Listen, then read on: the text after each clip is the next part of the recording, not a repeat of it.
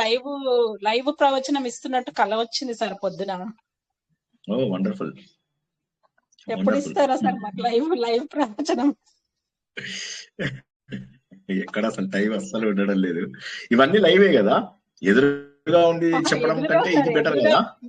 మిమ్మల్ని ఎదురుగా ఉంటే ఏమవుతుందంటే నిద్రపోవడానికి అవకాశం ఉంటది. మీరు నిద్రపోవాలన్నా కోదు. ఇప్పుడు ఏంటంటే పడుకొని వినొచ్చు, నించోని వినొచ్చు, పని చేసుకుంటూ వినొచ్చు, ఇంట్లో వాళ్ళతో మాట్లాడుకుంటూ వినొచ్చు, అసలు వినకుండా ఊరికే ఆన్ చేసి పెట్టచ్చు. ఇందులో అడ్వాంటేజెస్ ఎక్కువ ఉన్నాయి లైవ్ ఇట్లా చూసేది. అట్లా లైవ్ లో అయితే ఏమవుతుందంటే నిద్ర వచ్చినా కూడా ఆ ఫోన్ చూడాల్సి వస్తుంది, లేదా బాగా ఆవలించేసి నా వైపు చూస్తే నేను ఆవలిస్తాను. అప్పుడు వేరే ఉంటుంది సార్, ఆ ప్రేమ వేరే ఉంటది. డైరెక్ట్ గా చూస్తుంటే అది వేరే ఉంటది. చేద్దాం, అవకాశం వచ్చినప్పుడు ప్రారంభించుకుందాం. అంతరాయ తిమిరోపశాంతయే శాంత పావనమచింత్య వైభవం తం నరం వపుషి కుంజరం ముఖే మన్మహే కిమపి తుందిలం మహః వసుదేవసుతం దేవం కంసచానూరమర్దనం దేవకీ పరమానందం కృష్ణో వందే జగద్గురుం.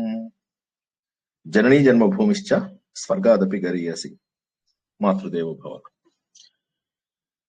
భగవద్బంధువులకు, ఆత్మస్వరూపులకు, సత్యాన్వేషులకు స్వాగతం, సుస్వాగతం. రఘువంశంలో కాళిదాసు చాలా గొప్ప విషయాలను మనకు తెలియజేస్తున్నాడు. అనేక పురాణాలలో సేకరించినటువంటి విషయాలని ఆయన మనకు చాలా సులభంగా అర్థమయ్యేలాగా తెలియజేస్తున్నాడు తన సహజ శైలిలో. ఎవరైతే మ్యూట్ లో పెట్టుకోలేదో వాళ్ళు మ్యూట్ లో పెట్టుకోండి, నాకు డిస్టర్బెన్స్ అవుతుంది.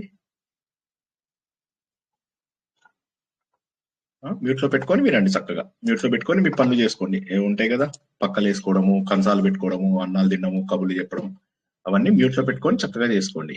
ఇంట్లో పిల్లల్ని తిట్టడము, హస్బెండ్ని తిట్టడము, ఇవన్నీ ఉంటాయి కదా రెగ్యులర్ డ్యూటీస్. అవన్నీ కూడా చక్కగా ఏం చేస్తారంటే మ్యూట్ లో పెట్టుకొని చేసుకుంటే ఇది సులువు అవుతుంది. సో ఇందు లోపల ఏంటంటే మనము అద్భుతమైనటువంటి పోలికలు, రకరకాల పోలికలు, గొప్పదైనటువంటి వర్ణన, కథ కంటే కూడా వర్ణనకు ఎంతో ప్రాధాన్యత ఇచ్చినటువంటి కాళిదాసు ఎన్నో విషయాలు మనకు తెలియజేశారు. ముందు ఉన్న రాజులందరివి కాస్త కథలు ఎక్కువగా చెప్తూ, విస్తృతంగా చెబుతూ, ఈ రోజు చెప్పబోయే కథతోటి విస్తృతమైన కథలు తగ్గిపోయినట్టే లెక్క. ఇంకో 1-2 వారాలలో అయిపోతుంది మన రఘువంశం. ఎందుకంటే తర్వాత వచ్చినటువంటి రాజులందరివి 2 లైన్లు 3 లైన్ల కంటే ఎక్కువ వివరణ ఇవ్వకుండా ఆయన చాలా సులభంగా రఘువంశాన్ని ముగించేశాడు. అయితే కనీసం మనకు రాముడు తర్వాత ఇంకొక 2 తరాల పాటు మనకు కాస్త తెలిసే అవకాశం ఉంది. అది కాక చివరికి వంశం ఎలా పతనమైంది అన్నటువంటి విషయాన్ని కూడా తెలుసుకునే అవకాశం ఉంది. కాబట్టి రఘువంశం గొప్ప కావ్యము, అందులో ఎటువంటి సందేహము లేదు మనకు. దిలీపుడితోనే ప్రారంభించారు ఆయన, అందరు రాజుల్ని పెట్టుకోలేదు. 19 సర్గల్లో 30 రాజులు. ఆ 30 రాజుల్లో తను బాగా విపులంగా చెప్పినటువంటిది దిలీప మహారాజు. దిలీప మహారాజుకు సంతానం లేకపోవడము, నందిని ధేనువుని ఆయన సేవించడం, తద్వారా రఘుమహారాజు జన్మ, రఘుమహారాజు చేసినటువంటి గొప్ప పనులు, ఆ తర్వాత ఆయన యొక్క కుమారుడైనటువంటి అజుడు, ఆ అజుడు ఇందుమతి స్వయంవరము, ఆ తర్వాత వారిద్దరి ప్రేమ కథ చివరికి ఎలా సమాప్తమైంది అనేటటువంటిది తెలుసుకున్నాం. చిన్నవాడైనటువంటి దశరథుడు రాజ్యాన్ని ఎలా పరిపాలించాల్సి వచ్చింది, తర్వాత రాముడి జీవితము, తర్వాత అందరి కుమారులు రామలక్ష్మణ భరత శత్రుఘ్న కుమారులు అన్ని ప్రాంతాలను వారు పరిపాలించడము, చివరికి కుషుడు గత వారం తెలుసుకున్నట్టుగా అయోధ్యకు రావాల్సి వస్తుంది. అయోధ్య రాజ్యలక్ష్మి వచ్చి కుషుణ్ణి అడుగుతుందన్నమాట, ఇక్కడ ఉన్నటువంటి రాజ్యం అంతా కూడా శిథిలం అయిపోయింది, పాడుపడిపోయింది, నువ్వు వచ్చి మళ్ళీ దాన్ని పునరుద్ధరించాలి అని. అప్పుడు కుషుడు అక్కడికి రావడము, పునరుద్ధరించడం జరుగుతుంది. ఆనందంగా ఉంది. ఆ సమయం లోపల తను నాగవంశానికి చెందినటువంటి కుముద్వతిని పెళ్లి చేసుకుంటాడని గత వారం తెలుసుకున్నాం. అతిథి అనేటటువంటి కుమారుడు కూడా వారికి జన్మించాడు. అతనికి చక్కగా అన్ని విద్యలు నేర్పిస్తున్న సమయంలో ఇంద్రుడికి అవసరం అని చెప్పేసి అతను ఒక యుద్ధానికి వెళ్ళడము, అక్కడ దుర్జయుడు అనేటటువంటి రాక్షసుడితో యుద్ధము, ఆ యుద్ధం లోపల ఒకేసారిగా ఇద్దరు సంహారం జరగడము, దాన్ని మనం మిత సంప్రహారము అని చెప్పేసి అంటాము అని చెప్పేసి తెలుసుకున్నాం గత వారం. ఆ విధంగా శక్తివంతమైనటువంటి బాణం ద్వారా కుషుడు ఆ దుర్జయుడిని చంపడము, అదే విధంగా దుర్జయుడు తను వేసినటువంటి శక్తి ఆయుధము కుషునికి తగలడము, ఈ విధంగా ఎంతో ఆనందంగా ఉన్నటువంటి జీవితం ఒక్కసారిగా ముగిసిపోయింది. ప్రపంచంలో అందరికంటే కూడా గొప్పవాళ్ళు వీళ్ళు. కానీ ఏమైంది, ఆయన భార్య కూడా ఆయనతో పాటు సతీ సహగమనం చేయడము, తల్లిదండ్రులు లేనివాడు అవుతాడు అతిథి. అయితే అప్పటి వరకు నేర్చుకున్నాడు, యుద్ధ విద్యలు అవి నేర్చుకున్నాడు. ఇంకా పిల్లవాడే అయినప్పటికీ కూడా రాజ్య పరిపాలన చేసేటటువంటి శక్తి ఆయన లోపల ఉంది. ఒకసారి మనం ఆలోచించినట్లయితే ఎవరి జీవితం బాగుంది? సూర్యవంశం అంటే అన్నిటికంటే గొప్ప వంశం, మామూలు వంశం కాదు ఇది. సూర్యవంశం అంటే అత్యంత ఉన్నతమైనటువంటి వంశం, సూర్యుడితో సమానమైనటువంటి ప్రకాశం ఉన్నటువంటి వాళ్ళు. అందులోనూ వాళ్ళు ఉన్నటువంటి తరాలు కూడా చూసుకున్నట్టయితే కృతయుగం, త్రేతాయుగం, ఈ సమయంలో ఉన్నటువంటి వారు అంటే చాలా గొప్పగా పరిపాలించినటువంటి వాళ్ళు. వారికి ఎదురు లేదు. కానీ చూసినట్లయితే అందరి జీవితంలో కూడా ఎంతో కొంత సంతాపం, కొన్నిసార్లు తరగనటువంటి ప్రమాదాలు, ఎప్పటికీ కోలుకోనటువంటి విషాద ఛాయలు వాళ్ళ జీవితాల్లో ఉండడం మనం చూసాము. దిలీప మహారాజుకి కుమారుడు లేకపోవడము, దశరథ మహారాజుకి కుమారుడు కలిగినా కూడా అతనికి దూరం అవ్వడము, రఘు మహారాజుకి తనకు ఎంతో ఇష్టమైనటువంటి కుమారుడు తనను వద్దు వద్దు వద్దు నువ్వు అరణ్యవాసానికి వెళ్ళకు అని చెబుతుంటే చివరికి యోగం ద్వారా తన శరీరాన్ని తాను త్యజించడము. ఇలా చూసుకున్నట్లయితే ఎవరి జీవితము ఎక్కువ సంతోషంగా లేదు. సరే పోనీ రాముడు మనందరికీ ఆరాధ్య దైవం, అటువంటి రాముడి జీవితం చూద్దామా అంటే జీవితం అంతా కష్టపడ్డాడు రాముడు. అరణ్యవాసం చేశారు, అంతా కష్టపడి ఇంత చేసి పోనీ రాజ్యానికి వెనక్కి వచ్చి సంతోషపడ్డాడా అంటే మళ్ళీ భార్యను త్యజించాల్సినటువంటి అవసరం. చివరికి మళ్ళీ భార్యను దగ్గర చేసుకుందాం అనే సమయానికి భార్య భూమి లోపల కలిసిపోవడం. ఇవన్నీ చూస్తే మనకి ఏమనిపిస్తుంది? సుఖం అనేటటువంటిది శాశ్వతం కాదు, అది కేవలం మనుషులకే కాదు. మనము తెలుసుకుంటున్నటువంటి ఎన్నో వంశ చరిత్రలలో ఈ విషయాలను తెలుసుకున్నాం. చంద్రవంశంలో కూడా మనం చూసాం, పాండవులు పడ్డటువంటి కష్టాలు చూసాం. సొంత అన్నదమ్ములే అన్యాయంగా, అక్రమంగా వారిని ఎలా అడవులకు పంపించారు, ఎన్ని కష్టాలు పెట్టారు, ఏ అపకారము తలబెట్టినటువంటి సహోదరులని ఎన్ని కష్టాలకు గురి చేశారు. ఎందుకు అంత పాశవికమైనటువంటి ఆనందము? మరి ఆ రోజుల్లో ధర్మాలు లేవా? ఆ రోజులలో వేదాలు లేవా? ఆ రోజుల లోపల మంచి చెప్పేవారు లేరా? ఆ రోజులలో బ్రాహ్మణులు లేరా? ఉన్నారు. ఉన్నప్పటికీ కూడా మరి ఎందుకు చెడు మాత్రం ఎవరు ఆపలేకపోతున్నారు అంటే అది ప్రకృతి నియమం, ప్రకృతి ధర్మం అంతే. ప్రకృతిలో ఏది ఎలా జరగాల్సినది ఉంటే అది అలా జరిగి తీరక మానదు. అదేవిధంగా మనం చూసినట్టయితే కుషుడు పాపం తన రాజ్యాన్ని కూడా వదిలేసి, కుషావతి రాజ్యాన్ని వదిలేసి ఇక్కడికి వచ్చి అయోధ్య నగరాన్ని పూర్తి స్థాయిలో పునర్నిర్మించి జీవితం అంతా త్యాగం చేసినటువంటి వాడు. చివరికి చాలా చిన్నతనంలోనే అతను జీవితాన్ని వదిలేయాల్సి వస్తుంది. మరి ఇంత చేస్తే తను బతికించిన దేవతలని, మళ్ళీ ఆ దేవతలు ఆయన్ని బతికించవచ్చు కదా. సో ఇంకా అక్కడ అది జరగలేదన్నమాట. మరి కుముద్వతి పాపం ఆవిడ ఎంతో ఇష్టపడి పెళ్లి చేసుకున్నటువంటి భర్త అతనితో పాటు సతీ సహగమనం చేయడం, అది మనం మొట్టమొదటిసారి అని కూడా తెలుసుకున్నాం. అంతకుముందు సహగమనం అనేటటువంటిది లేదు అన్న విషయాన్ని గత వారం తెలుసుకున్నాం. సరే, మొత్తం మీద అతిథి ఇక ఈయన రాజ్యంలో ప్రవేశించాలి. అతిథికి చిన్నప్పుడే తెలుసు తప్పదు, ఇంకా అమ్మగారు లేరు, నాన్నగారు లేరు, మరి ఎలాగా? ఆయన అందరూ కూడా, గురువులందరూ కూడా మాట్లాడతారు, వాళ్ళందరూ కూడా మాట్లాడుకుని ఇక బాలుడవే అయినప్పటికీ కూడా నువ్వు సింహాసాన్ని అధిష్ఠించక తప్పదు అన్నటువంటి సత్యాన్ని ఆయనకు తెలియజేశారు. నిజం చెప్పాలంటే తన ప్రాణ త్యాగం ద్వారా ఎంతో కీర్తిని సంపాదించాడు కుషుడు. గొప్ప కీర్తి, గొప్ప రాజ్యం. మరి దాన్ని అతిథి ఎలా పరిపాలించాలి? మరింత ఉన్నత శిఖరాలకు తీసుకెళ్లాల్సినటువంటిది ఉన్నది. ఏదైతే మిత్రధర్మం కోసం అని చెప్పేసి కుషుడు మరణించాడో, లోక కళ్యాణం కోసము తన ప్రాణాన్ని అర్పించినటువంటి ధీరుడు కుషుడున్నాడో, మరి అతడి జీవితంలో ఒక్క మచ్చ కూడా లేదు. అన్ని గొప్ప పనులే, కానీ అర్ధాంతరంగా అతడి జీవితం ఆగిపోయింది. అందువల్ల అతిథి తప్పక తన తండ్రి యొక్క ఆశయాన్ని ముందుకు తీసుకెళ్లాలి, తన రాజ్యాన్ని అద్భుతంగా దీన్ని పరిపాలించాలి, ఎవరికి ఏ విధమైనటువంటి ఇబ్బందులు కాకూడదు. అందుకని చెప్పేసి అప్పుడు వాళ్ళందరూ ఇతన్ని ముందు అభిషేకం చేయాలి. అత్యంత వైభవోపేతంగా అభిషేకం చేస్తారు, చాలా అద్భుతంగా. మనం ఇంతకు ముందు చాలా సార్లు తెలుసుకున్నాము. వీళ్ళకి ఎప్పుడూ కూడా పుణ్యజలాలని రకరకాల ప్రాంతాలలోంచి తీసుకొచ్చి, ఎన్నో నదుల నుంచి, ఎన్నో సముద్రాలలోంచి ఇవన్నీ తీసుకొచ్చి ముందు వాళ్ళకి అభిషేకం చేస్తారు, గొప్పగా అభిషేకం చేస్తారు. ఇప్పుడు ఈయన ఈ అతిథి అని ఎవరైతే ఉన్నారో ఆయన విషయంలో కూడా అదే జరుగుతుంది. అత్యంత వైభవంగా సరైనటువంటి శాస్త్ర పద్ధతిలో కూడా ఇది జరిగింది అన్న విషయాన్ని తెలుసుకుంటున్నాం. చాలా అద్భుతమైనటువంటి వివరణ కాళిదాసు ఇచ్చినవైతే చాలా గమ్మత్తు. అందరూ కూడా వచ్చి ముందు ఆయనని ఆ సింహాసనంలో కూర్చోబెట్టి ఆయనకు చక్కగా ఏమంటారు అలంకరణ చేసి ఆయనను కూర్చోబెట్టిన తర్వాత అందరూ వచ్చి ఆశీర్వదిస్తారు. తర్వాత అభిషేకం చేస్తుంటారు. అభిషేకం చేస్తుంటే ఎలా ఉందిట అంటే గంగాదేవి ఇలా శివుడి శిఖలోకి ఇలా పరిగెట్టి దూకుతోందా అన్నట్టుగా అనిపిస్తుంట ఆయనను చూస్తుంటే. ఆ నీళ్ళన్నీ ఆయన శరీరం మీద పడితే ఎలా ఉంది అంటే ఆ మెరుపులన్నీ కూడా సూర్యకాంతుల్లాగా కనిపిస్తున్నాయి.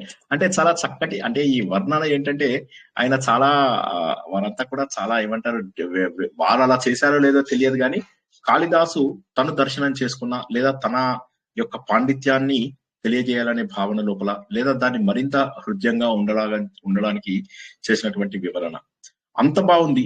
తర్వాత మళ్ళీ ఆ సమయం లోపల అందరూ ఆయనను స్తుతి చేస్తున్నారు. స్తుతి చేస్తుంటే ఎట్లా ఉందిట అంటే బాగా మబ్బులను చూసి ఈ పక్షులన్నీ దాని దగ్గరికి వెళ్ళి ఆహ్వానం పలుకుతున్నాయా అన్నట్టుగా ఉంటా. పక్షులన్నీ అమ్మయ్య ఇంకా వర్షం వస్తుంది, ఇన్నాళ్ళు ఉన్న ఎండ పోయింది, ఇప్పుడు వర్షం వస్తుంది అన్నట్టుగా ఆయన ఒక మేఘం లాగా ఉన్నట్ట. వీరందరూ ఇలా మేఘం లాగా ఆయన కూర్చున్నాడు, చుట్టూరా అందరూ కూడా వచ్చేసి ఆయన పొగడ్డం అవి చేస్తున్నారు అనమాట. ఆయన కాంతి ఎలా ఉందయ్యా అంటే ఒక పెద్ద సూర్యుడి యొక్క కిరణాలు ఆయనలోంచి బయటికి వస్తున్నాయా అన్నటువంటి గొప్ప కాంతి లోపల ఆయన ఉన్నాడు అనేటటువంటిది. సరే, వీరందరూ చాలా అద్భుతంగా ఆయనకు అభిషేకం చేస్తారు. చేసిన తర్వాత యజ్ఞం చేస్తున్న వాళ్ళందరికీ కూడా ఈయన ఎంత డబ్బు ఇస్తాడంటే ఇక వాళ్ళంతటి వాళ్ళే కొత్త యజ్ఞాలు చేసుకోవచ్చుట. ఇది ఎలా ఉంది అంటే ఈ వర్ణన, భూమిలోంచి ముందు నీళ్లు తీసుకుంటాం, సూర్యుడు ఆ నీళ్లు ఎంత తీసుకుంటాడు అంటే అంతకెన్నో రెట్ల నీరు మన పైకి ప్రవహించిందా అన్న రేంజ్ లోపల సూర్యుడు మన పైన ఆ నీటిని వర్షింపజేస్తాడు. అదే విధంగా ఈయన ఏం చేశాడు అంటే ఇంకా ఈయనకేమీ లేదు, ఈయనకి ఎంతసేపు కూడా తన పూర్వజన్మ పుణ్యఫలం వల్ల ఒక గొప్ప సామ్రాజ్యాన్ని అధికారము తెచ్చుకునేటటువంటి అవకాశం కలిగింది. కాబట్టి ఈయన ఏం చేశారంటే ఇంకా వెళ్ళి వెంటనే వాళ్ళకి ఎంత దక్షిణలు ఇవ్వాలో అంత దక్షిణలు ఇచ్చారు. అయితే ఆ రోజుల్లో మనం ఇంతకు ముందు చెప్పుకున్నట్టుగా యజ్ఞాలు కేవలం రాజులు మాత్రమే చేయగలిగేవాళ్ళు.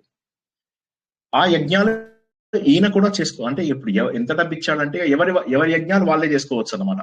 జనరల్లీ యజ్ఞం అనేటటువంటిది చాలా డబ్బుతో శ్రమతో కూడుకున్నటువంటిది. సో అవన్నీ కూడా ఈయన ఎంత ఇచ్చాడంటే వారికి డబ్బు ఇక వాళ్ళ సొంతగా ఇక వాళ్ళు చేసుకోగలరు అన్నమాట. అంత డబ్బు ఇచ్చేసాడు అనమాట. వాళ్ళందరూ చాలా సంతోషం పడ్డారు. వాళ్ళందరూ కూడా ఈయనని చాలా గొప్పగా పొగుడుతూ అక్కడి నుంచి బయలుదేరి వెళ్ళిపోయారనమాట. ఇక ఈయన పట్టాభిషేకం అవగానే ముందు ఆలోచించాడు, జైల్లో ఉన్న వాళ్ళందరినీ రిలీజ్ చేసేయండి, ఎవరెవరికైతే డెత్ పెనాల్టీ ఇచ్చామో వాళ్ళందరినీ కూడా చంపకండి, జైల్లోనే ఉంచండి కానీ చంపద్దు. ఇక ఎవరైనా ఈ బరువులు మోసే వాళ్ళు ఉంటారు కదా, ఎవరు కూడా బరువు మోయడానికి వీల్లేదు. బరువులు మోసేటటువంటి వాళ్ళందరినీ కూడా ముందు ఆ పనులు ఆపేసి వాళ్ళని వేరే పనులలో పెట్టండి, ఆ పని మాత్రం వాళ్ళు చేయడానికి వీల్లేదు. ఇక ఆవు పాలు ఎవరికి ఉండాలి? వాటి దూడలకు ఉండాలి. కానీ మనం దూడలకి కాకుండా మనం కూడా కొంత తాగుతున్నాము కాబట్టి ఈ రోజు నుంచి ఆవు పాలు పెతకరాదు. అది దూడలకు ఎంత పాలు ఇచ్చుకుంటే అంత పాలు ఇచ్చుకోయండి. ఇక ఇళ్ల లోపల రకరకాల పక్షులని అన్నింటినీ పెంచుతూ ఉంటారు జనాలు. ఆ పెంచుతున్నటువంటి పక్షులన్నింటినీ కూడా రిలీజ్ చేసేయండి, ఇంకా అందులో కూడా ఉంచడానికి వీల్లేదు. అవన్నీ కూడా స్వేచ్ఛగా ఉండాలి. నా రాజ్యంలో అందరూ కూడా ఆనందంగా ఉండాలి. మరి నా నిజం చెప్పాలంటే చాలా చిన్న పిల్లవాడు, అతిథి అయినప్పటికీ కూడా ఏంటి అంటే మన జీవితంలో ఒక ప్రత్యేక వ్యక్తి అని. అతిథి అంటే ఏంటి? మన జీవితంలోకి సడన్ గా వచ్చినటువంటి ప్రత్యేక అతిథి, ప్రత్యేక వ్యక్తి. ఎందుకు ప్రత్యేకంగా వచ్చాడు ఈయన వచ్చి రావడమే ఒక్కసారిగా సూపర్ స్టార్ అయిపోయారు. ఎలాగా మనం చూసుకున్నట్లయితే దానికి నా కాళిదాసు చాలా చక్కటి వర్ణన ఇచ్చాడు అనమాట. ఇందాక చెప్పుకున్న వర్ణన లాగానే మరో వర్ణన కూడా చాలా బాగుంది. అది ఎలా ఉంది అంటే ఒక చంద్రుడు ముందు పాడ్యం రోజు ఇలా ఉంటాడు, విధియ తదియ ఇలా ఇలా ఇలా అయితే మంచిగా గుండ్రగా అవుతాడు. ఈయన అలా లెట్ట ఇలా ఓన్లీ ముందు ఒక రేఖ మాత్రంగా ఉన్నట్ట ఒక్క రోజు లోపల పూర్ణచంద్రుడు లాగా ఎదిగిపోయాట. అంటే ఆ వర్ణన మనం చూసినట్లయితే చాలా ఆశ్చర్యంగా ఉంటుంది. ఆయన మళ్ళీ ఇంకొక గమ్మత్తైన వర్ణన కూడా ఇక్కడ మనం చూసుకోవచ్చు. ఆయనకు బాగా అలంకరణ చేశారట. వాళ్ళు అలంకరణ చేసిన వాళ్ళు ఏం చేశారు? రాజును ముట్టుకోవాలి కాబట్టి వాళ్ళు ఏంటంటే చేతులు శుభ్రంగా గడుపుకున్నారు అనేటటువంటి చిన్న మాటను కూడా కాళిదాస్ అక్కడ మెన్షన్ చేయడం నాకు నవ్వు అనిపించింది. చేసిన తర్వాత ఆయనకు అద్భుతంగా కేశాలంకరణ చేసి వాటన్నిటిని చక్కగా ఇవి చేసి అందులో కూడా పద్మరాగాలు ఇవన్నీ కూడా పెట్టారట. ఇంత గొప్పగా అలంకరణ అయినట్టు ఇవన్నీ మామూలుగా మైపూతలు పూయడము, రకరకాల గంధాలు ఇవన్నీ పూస్తారు కదా, అవన్నీ కూడా పూయడము, దాంతో చాలా అందంగా కనిపిస్తున్నట్టు గుమగుమలాడిపోతున్నాడు రాజు. ఆయన వెళ్ళి అద్దంలో చూసుకుంటే ఎలా ఉన్నట్ట అంటే ఓ పెద్ద మేరు పర్వతంలో కల్పవృక్షము దాని నీడ పడుతోందా అన్న టైప్ లో కనిపిస్తున్నట్ట. కల్పవృక్షము దాని ప్రతిబింబాన్ని మేరు పర్వతంలో చూసుకుంటుందా అని. కల్పవృక్షము గొప్పదే మేరు పర్వతం కూడా గొప్పదే. అంటే ఇక్కడ ఆ పోలిక ఏంటంటే గొప్పవాడు ఈయన అని చెప్పడానికి అలా చెప్తున్నారు అనమాట. అంటే ఈ రాజ్యాన్ని ఇంత చిన్న వయసు లోపల సాధించడం అనేటటువంటిది మాటలు కాదు. మళ్ళీ అందరూ కూడా ఈయనని ఛత్రాలు పట్టుకొని కొంతమంది ఇలా ఊపుకుంటూ ఇవన్నీ వస్తుంటే ఎలా ఉన్నట్ట అంటే ఈయన అసలు దేవేంద్రుడు వచ్చేసి ఈ రాజ్యం లోపల పరిపాలన చేస్తున్నాడా? ఎక్కడ చూసినా కూడా అందరూ కూడా పైనుంచి చూస్తున్నారట. ఈయన సింహాసనము దగ్గరికి నడుచుకుంటూ వెళ్ళడం ఇవన్నీ కూడా చూస్తూ చాలా సంతోషపడుతున్నారు జనాలంతా కూడా. పుష్పవర్షం కురిపిస్తున్నారు ఈయన పైన. దానికి తోడు ఈయన తీసుకున్నటువంటి నిర్ణయాలు ప్రజలందరికీ కూడా చాలా నచ్చేవి. చాలా సంతోషంగా వాళ్ళందరూ కూడా ఆయనను చూస్తూ ఉండేవాళ్ళు అనమాట. సో ఇంకా వాళ్ళకి అర్థమైంది ఇతడు చూడ్డానికి చిన్న పిల్లవాడిలాగా ఉన్నప్పటికీ కూడా చాలా తెలివైనటువంటి వాడు. అందులో ఇంద్రుడు ఎట్లా అయితే ఒక పెద్ద ఐరావతము ఉంటుందో అలాగే ఈయన కూడా ఒక పెద్ద ఏనుగుని అధిష్ఠించి వెళ్ళేవాడు అనమాట. ఇంకా దాంతో ఇక ఎట్లా అంటే ఇక అసలు జనాలందరూ కూడా చాలా సంతోషం. ఇదేంటంటే జనరల్లీ సూర్యుడు కిరణాలు ఒక్కసారి రావు, ముందు కిరణాలు వస్తాయి, తర్వాత కొద్దిసేపు ఉంటాయి, సూర్యుడు వస్తాడు. బట్ ఈయన అట్లా కాదు, శౌర్యం, పరాక్రమం, మంచితనం అన్ని ఒక్కసారిగా వచ్చేసాయి. సూర్యుడు లాంటి తేజస్సు కూడా ముందు అరుణుడు కొద్దిగా కిరణాలు ఇచ్చిన తర్వాత మెల్లగా సూర్యుడు వస్తాడు. కానీ ఈయన విషయంలో అట్లా కాదు, ముందే అన్ని శౌర్య పరాక్రమాలు, తర్వాత మృదుత్వము, ప్రేమ, జనాలను పరిపాలించే పద్ధతి ఇవన్నీ కూడా ఈయనకు ముందే వచ్చేసాయా అని చెప్పేసి అనుకున్నారట. అంటే ఇక్కడ మనం వర్ణన గనక చూసుకున్నట్లయితే చాలా అద్భుతమైనటువంటి వర్ణన, ఇది మామూలు వర్ణన కాదు. అంటే ఈ వ్యక్తికి ఇంత గొప్ప సన్నాహాలు. మళ్ళీ వశిష్ఠుడు అనేటటువంటిది ఒక పాత్ర అన్నమాట. సో ఈ వశిష్ఠుడు వీళ్ళందరూ ఏ విధంగా వాళ్ళు శుభముహూర్తాన్ని నిశ్చయించారు ఇవన్నీ కూడా చిన్న చిన్న విషయాలతో సహా రాశాడైనా. అందరూ కుల గురువులందరూ కూర్చోవడము, వాళ్ళందరూ చెప్పడము, మీ నాన్నగారు మాకు ఇచ్చినటువంటి సలహా ప్రకారం నిన్ను ఇలా మేము పట్టాభిషేకం చేయించాలి, మళ్ళీ అయోధ్య నగరం అంతా కూడా ఎక్కడ చూసినా కూడా పచ్చగా తోరణాలతోని ధ్వజాలతోనే ఉండాలి. ఇది మనము బాధపడవలసినటువంటి సమయం కాదు. ఎందుకంటే తప్పదు, మనిషి అన్నాక ఏ సమయంలో ఎప్పుడు వెళ్ళిపోవాల్సి వస్తుందో తెలియదు. కాబట్టి నీకు మేము ఏదైతే చేస్తామో అది చాలా మంచి పద్ధతిలో చేస్తాము, నువ్వు దుఃఖాన్ని ఆపుకోవాలి అని చెప్పేసి 4 సముద్రాల నుంచి నీళ్లు తీసుకురావడము, మహర్షులందరూ కూడా వేద మంత్రాలు గొప్పగా పఠిస్తూ ఉండడం. ఎట్లా అంటే ఇంక అసలు మేఘాలు వచ్చేసి ఓ పర్వతం మీద పడ్డట్టుగా అందరి అభిషేకపు నీళ్లు, తర్వాత వారందరి యొక్క ఆశీర్వాదాలు ఆయన మీద చాలా గొప్పగా వచ్చాయి. గొప్ప గొప్ప దివ్య చిహ్నాలు ఎంత అద్భుతంగా అంటే ఈయనకి మంచిగా అందరూ శ్వేత ఇది దాని ఏమంటారు అది పట్టుకోవడము, ఛత్రం పట్టుకోవడము, అందరూ కూడా వింజామరలు ఇవన్నీ వీచడము, ఇవన్నీ చూస్తుంటే చాలా శుభ శకునాలు. ఉదయించే సూర్యుడు అయినా అన్నంత పరాక్రమము, చక్కటి అలంకరణలు, కేశాలంకరణలు, అవి కాకుండా మంచిగా చేతికి ఇవి కంకణాలు, మెడలోపల హారాలు, మళ్ళీ అన్ని చోట్ల మంగళ వాయిద్యాలు, భజంత్రీలు, ఇవన్నీ కూడా రఘువంశంలో కీర్తి. ఇంతవరకు రఘువంశపు రాజులు ఎవరైతే అంటే సూర్యవంశపు రాజులు చేసినటువంటి విషయాలన్నింటినీ కూడా అందరూ కీర్తించుకుంటూ పాటలు పాడుతూ ఉండడం. వెంటనే ఈయన బందీలందరినీ చేయడము, బ్రాహ్మణులందరినీ సత్కరించడము, ఊర్లో వాళ్ళందరికీ పండగ వాతావరణం చేయడం వల్ల జనాలకు ఒక్కసారి అర్థమైంది కొంత మార్పు వచ్చినది. వీళ్ళ తాతగారి నుంచి తండ్రి గారి నుంచి కుమారుడికి వచ్చేసరికి ఎన్నో మార్పులు చూడగలుగుతున్నారు వీళ్ళు. జనరల్ గా ఏమవుతుందంటే ఒక్కొక్క కొత్తవాడు వచ్చినప్పుడు కొన్ని రెవల్యూషన్ అది చేంజెస్ తీసుకురావడం అనేది సహజం. అంటే నిజంగా కూడా సేవ చేయాలి, జనాలకు మేలు చేయాలి అనుకుని ఎవరైతే వస్తారో వారు తప్పక అందరికీ కూడా ఒక మంచి చేసేటటువంటి అవకాశం ఉంది. చాలా గొప్ప అవకాశాలు ఉన్నాయి. మరి ఈయన రాజ్యం ఇంకా పరిపాలించాడు. ముందు ఫస్ట్ జనాలను అందరినీ బాధిస్తున్నాడు. మరి రాజనీతి ఏం చూశాడు ఆయన? రాజనీతి అంత ఇదిగా వదిలేదు ఆయన. దాన్ని చాలా అద్భుతంగా అనమాట, చాలా అద్భుతంగా జనాలని ఎలాగంటే ఇప్పుడు వాళ్ళ దగ్గర నేను డబ్బులు తీసుకున్నాను అంటే వాళ్ళకి అన్ని పనులు చేయాలి. ఇదే విషయాన్ని మనము భరతుడు రాముడి దగ్గరికి వచ్చినప్పుడు ఆయన చెప్తాడు అని చెప్పేసి మనం అనుకున్నాం. ఏమని భరతుడు రాముడి దగ్గరికి వచ్చినప్పుడు రాముడు అంటాడు, నువ్వు ట్యాక్సులు కలెక్ట్ చెయ్యి, కానీ ఆ ట్యాక్సులు ఎలా ఉండాలి అంటే వారికి ఏమి ఇబ్బంది కలగకూడదు. సో అదే విధంగా నువ్వు కూడా ట్యాక్సులు అలాగే కలెక్ట్ చేయాలి. ఏ విధంగా అయితే సూర్యుడు భూమి మీద నుంచి నీటిని తీసుకుని మళ్ళీ వాటి మీదనే వర్షం పడేలాగా చేస్తాడు. అంటే ఎక్కడి నుంచి తీసుకున్నావో మళ్ళీ అక్కడే చెందేలాగా ఉండాలి, మన స్వార్థం కోసం ఉపయోగించకూడదు అని చెప్పి. దీన్నే మనం ఏమంటామంటే మంది సొమ్ముతో మంగళహారతి అని అంటాం కదా, అది చెయ్యకూడదు అని చెప్పి. కాబట్టి ప్రజల నుంచి కూడా నువ్వు డబ్బు తీసుకో, కానీ ఎలా తీసుకుంటావు? వాళ్ళకి నొప్పి తెలియకుండా తీసుకోవాలి. మళ్ళీ అదంతా కూడా మన విలాసాలకు కాకుండా 1000 రెట్లు అభివృద్ధి కార్యక్రమాలకు చెయ్యాలి. ఇప్పుడు ఒక్కసారి ఆలోచిస్తే ఇప్పుడు మనకున్న వాటిలో 1000 రూపాయలలో ఈ గవర్నమెంట్ ఎంప్లాయీస్ కావచ్చు, పొలిటీషియన్స్ కావచ్చు, వీళ్ళందరూ పోగా మనకు 300-400 రూపాయలు చేతికి అంతే 1000కి. కానీ ఆ రోజుల్లో ఏం చేశారు, 1000 పెడితే 1,00,000 రూపాయల లాభం కలిగేలాంటి పనులు చేయాలి. 1,00,000 రూపాయల లాభం కలిగేలాంటిది చెయ్యాలి అంటే ఎవరిని కూడా ఇబ్బంది పెట్టకూడదు అనే అతిథి. ఈ అతిథి మెయిన్ ఏంటంటే ఆయన వివాహము, ఆయన పర్సనల్ లైఫ్ కంటే కూడా అతని రాజనీతి, అతడు ఏ విధంగా రాజ్యాన్ని పరిపాలించాడు, ఈ విషయాలే ఎక్కువ చెప్పేవాడు. ఎట్లా అయితే తేనెటీగా పుష్పమే అన్ని పుష్పాల నుంచి మకరందాన్ని సేకరిస్తుంది, కానీ ఆ పువ్వుకి ఏమి హాని చెయ్యదు. అది అంతెందుకు, ఆ పువ్వు ఈ మకరందాన్ని ఇచ్చేసిన తర్వాత తన వాసనను కూడా కోల్పోదు. అంటే కాళిదాసు వర్ణన ఇక్కడ కనుక మనం చూసుకున్నట్లయితే, ఏ విధంగానైతే తేనెటీగా మకరందాన్ని స్వీకరించి పువ్వుకి ఎటువంటి హాని కాకుండా దానికి ఏ విధమైన ఇబ్బంది లేకుండా చేస్తుందో, అదే విధంగా జనాలలో ఎవరి దగ్గర కూడా పన్నులు గాని ఇంకేమన్నా గాని తీసుకున్నప్పుడు వారికి ఎటువంటి ఇబ్బంది కలిగించకుండా వారికి కావాల్సినవి ఏర్పాటు చేయాలి. డిఫెన్స్, మంచి డిఫెన్స్ సిస్టమ్ ఏర్పాటు చేయాలి, ఎడ్యుకేషన్ సిస్టము, మెడికల్ సిస్టము, తర్వాత ఇన్ఫ్రాస్ట్రక్చర్. డిఫెన్స్ ఖచ్చితంగా కావాలి, ఎందుకంటే శత్రువుల నుంచి ముందు కాపాడాలి. ఏ రాజైనా కూడా మొట్టమొదటి బాధ్యత ఏంటంటే తన దగ్గర ఉన్నటువంటి జనాలని అందరినీ కూడా శత్రు సైన్యాల నుంచి కాపాడాలి, లేకపోతే అస్థిరత వస్తుంది. తర్వాత వచ్చినటువంటి కొత్త రాజు ఎందుకు వస్తాడో తెలియదు, దోపిడి. ఇప్పుడు మనం చూసినట్లయితే మనము ఈ ఇస్లాము వాళ్ళు మనకు దండయాత్ర చేస్తున్నప్పుడు వాళ్ళకంటే కూడా మనకి ఎక్కువ హాని చేసింది మన తోటి హిందూ రాజులే ఎక్కువ హాని చేశారు. ఎందుకంటే ఆ రోజుల్లో ఏమయ్యేది, వాళ్ళు ఏదో చిన్న చిన్న గొడవలని మనసులో పెట్టుకుని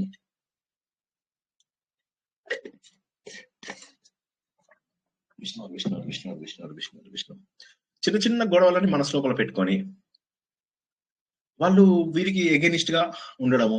తర్వాత చూసినట్టయితే షార్ట్ టర్మ్ లోపల వాళ్ళు వాళ్ళ హిందూ శత్రువు మీద గెలిచారు, కానీ లాంగ్ టర్మ్ లోపల ఏమైంది, దేశాన్ని వాళ్ళు బలి చేసేశారు. అత్యంత క్రూరంగా వచ్చి వాడు వాళ్ళని చంపడమే కాదు వీడిని కూడా చంపాడు, సహాయం చేసిన వాళ్ళని కూడా చంపేశాడు. కాబట్టి మొట్టమొదట చేయాల్సింది ఏంటంటే ఏ రాజుదైనా ముఖ్యమైన ఉద్దేశం రక్షణ. ఆ రక్షణ వ్యవస్థ చాలా అద్భుతంగా అది చేశాడు అని చెప్పేసి మనకు కాళిదాస్ చెప్పాడు. ఇక విద్య కూడా ఏంటంటే ప్రతి ఒక్కరూ చదువుకోవాలి, అంతేగాని ఇప్పుడు వీడు చదువుకుంటే నాకు అడ్డం వస్తాడు, వాడు చదువుకుంటే నన్ను ప్రశ్నిస్తాడు. ఇప్పటికీ కూడా చాలా విలేజెస్ లో ఎవరిని ఎక్కువ చదువుకోవడానికి ఎంకరేజ్ చేయరు, కొత్త స్కూల్స్ కాలేజీలు పెట్టడానికి కూడా పెద్దగా ఎంకరేజ్ చేయరు. మనం అది మహేష్ బాబు సినిమా చూసాం, ఏం సినిమా అది ఎవరైనా చెప్పండి? అది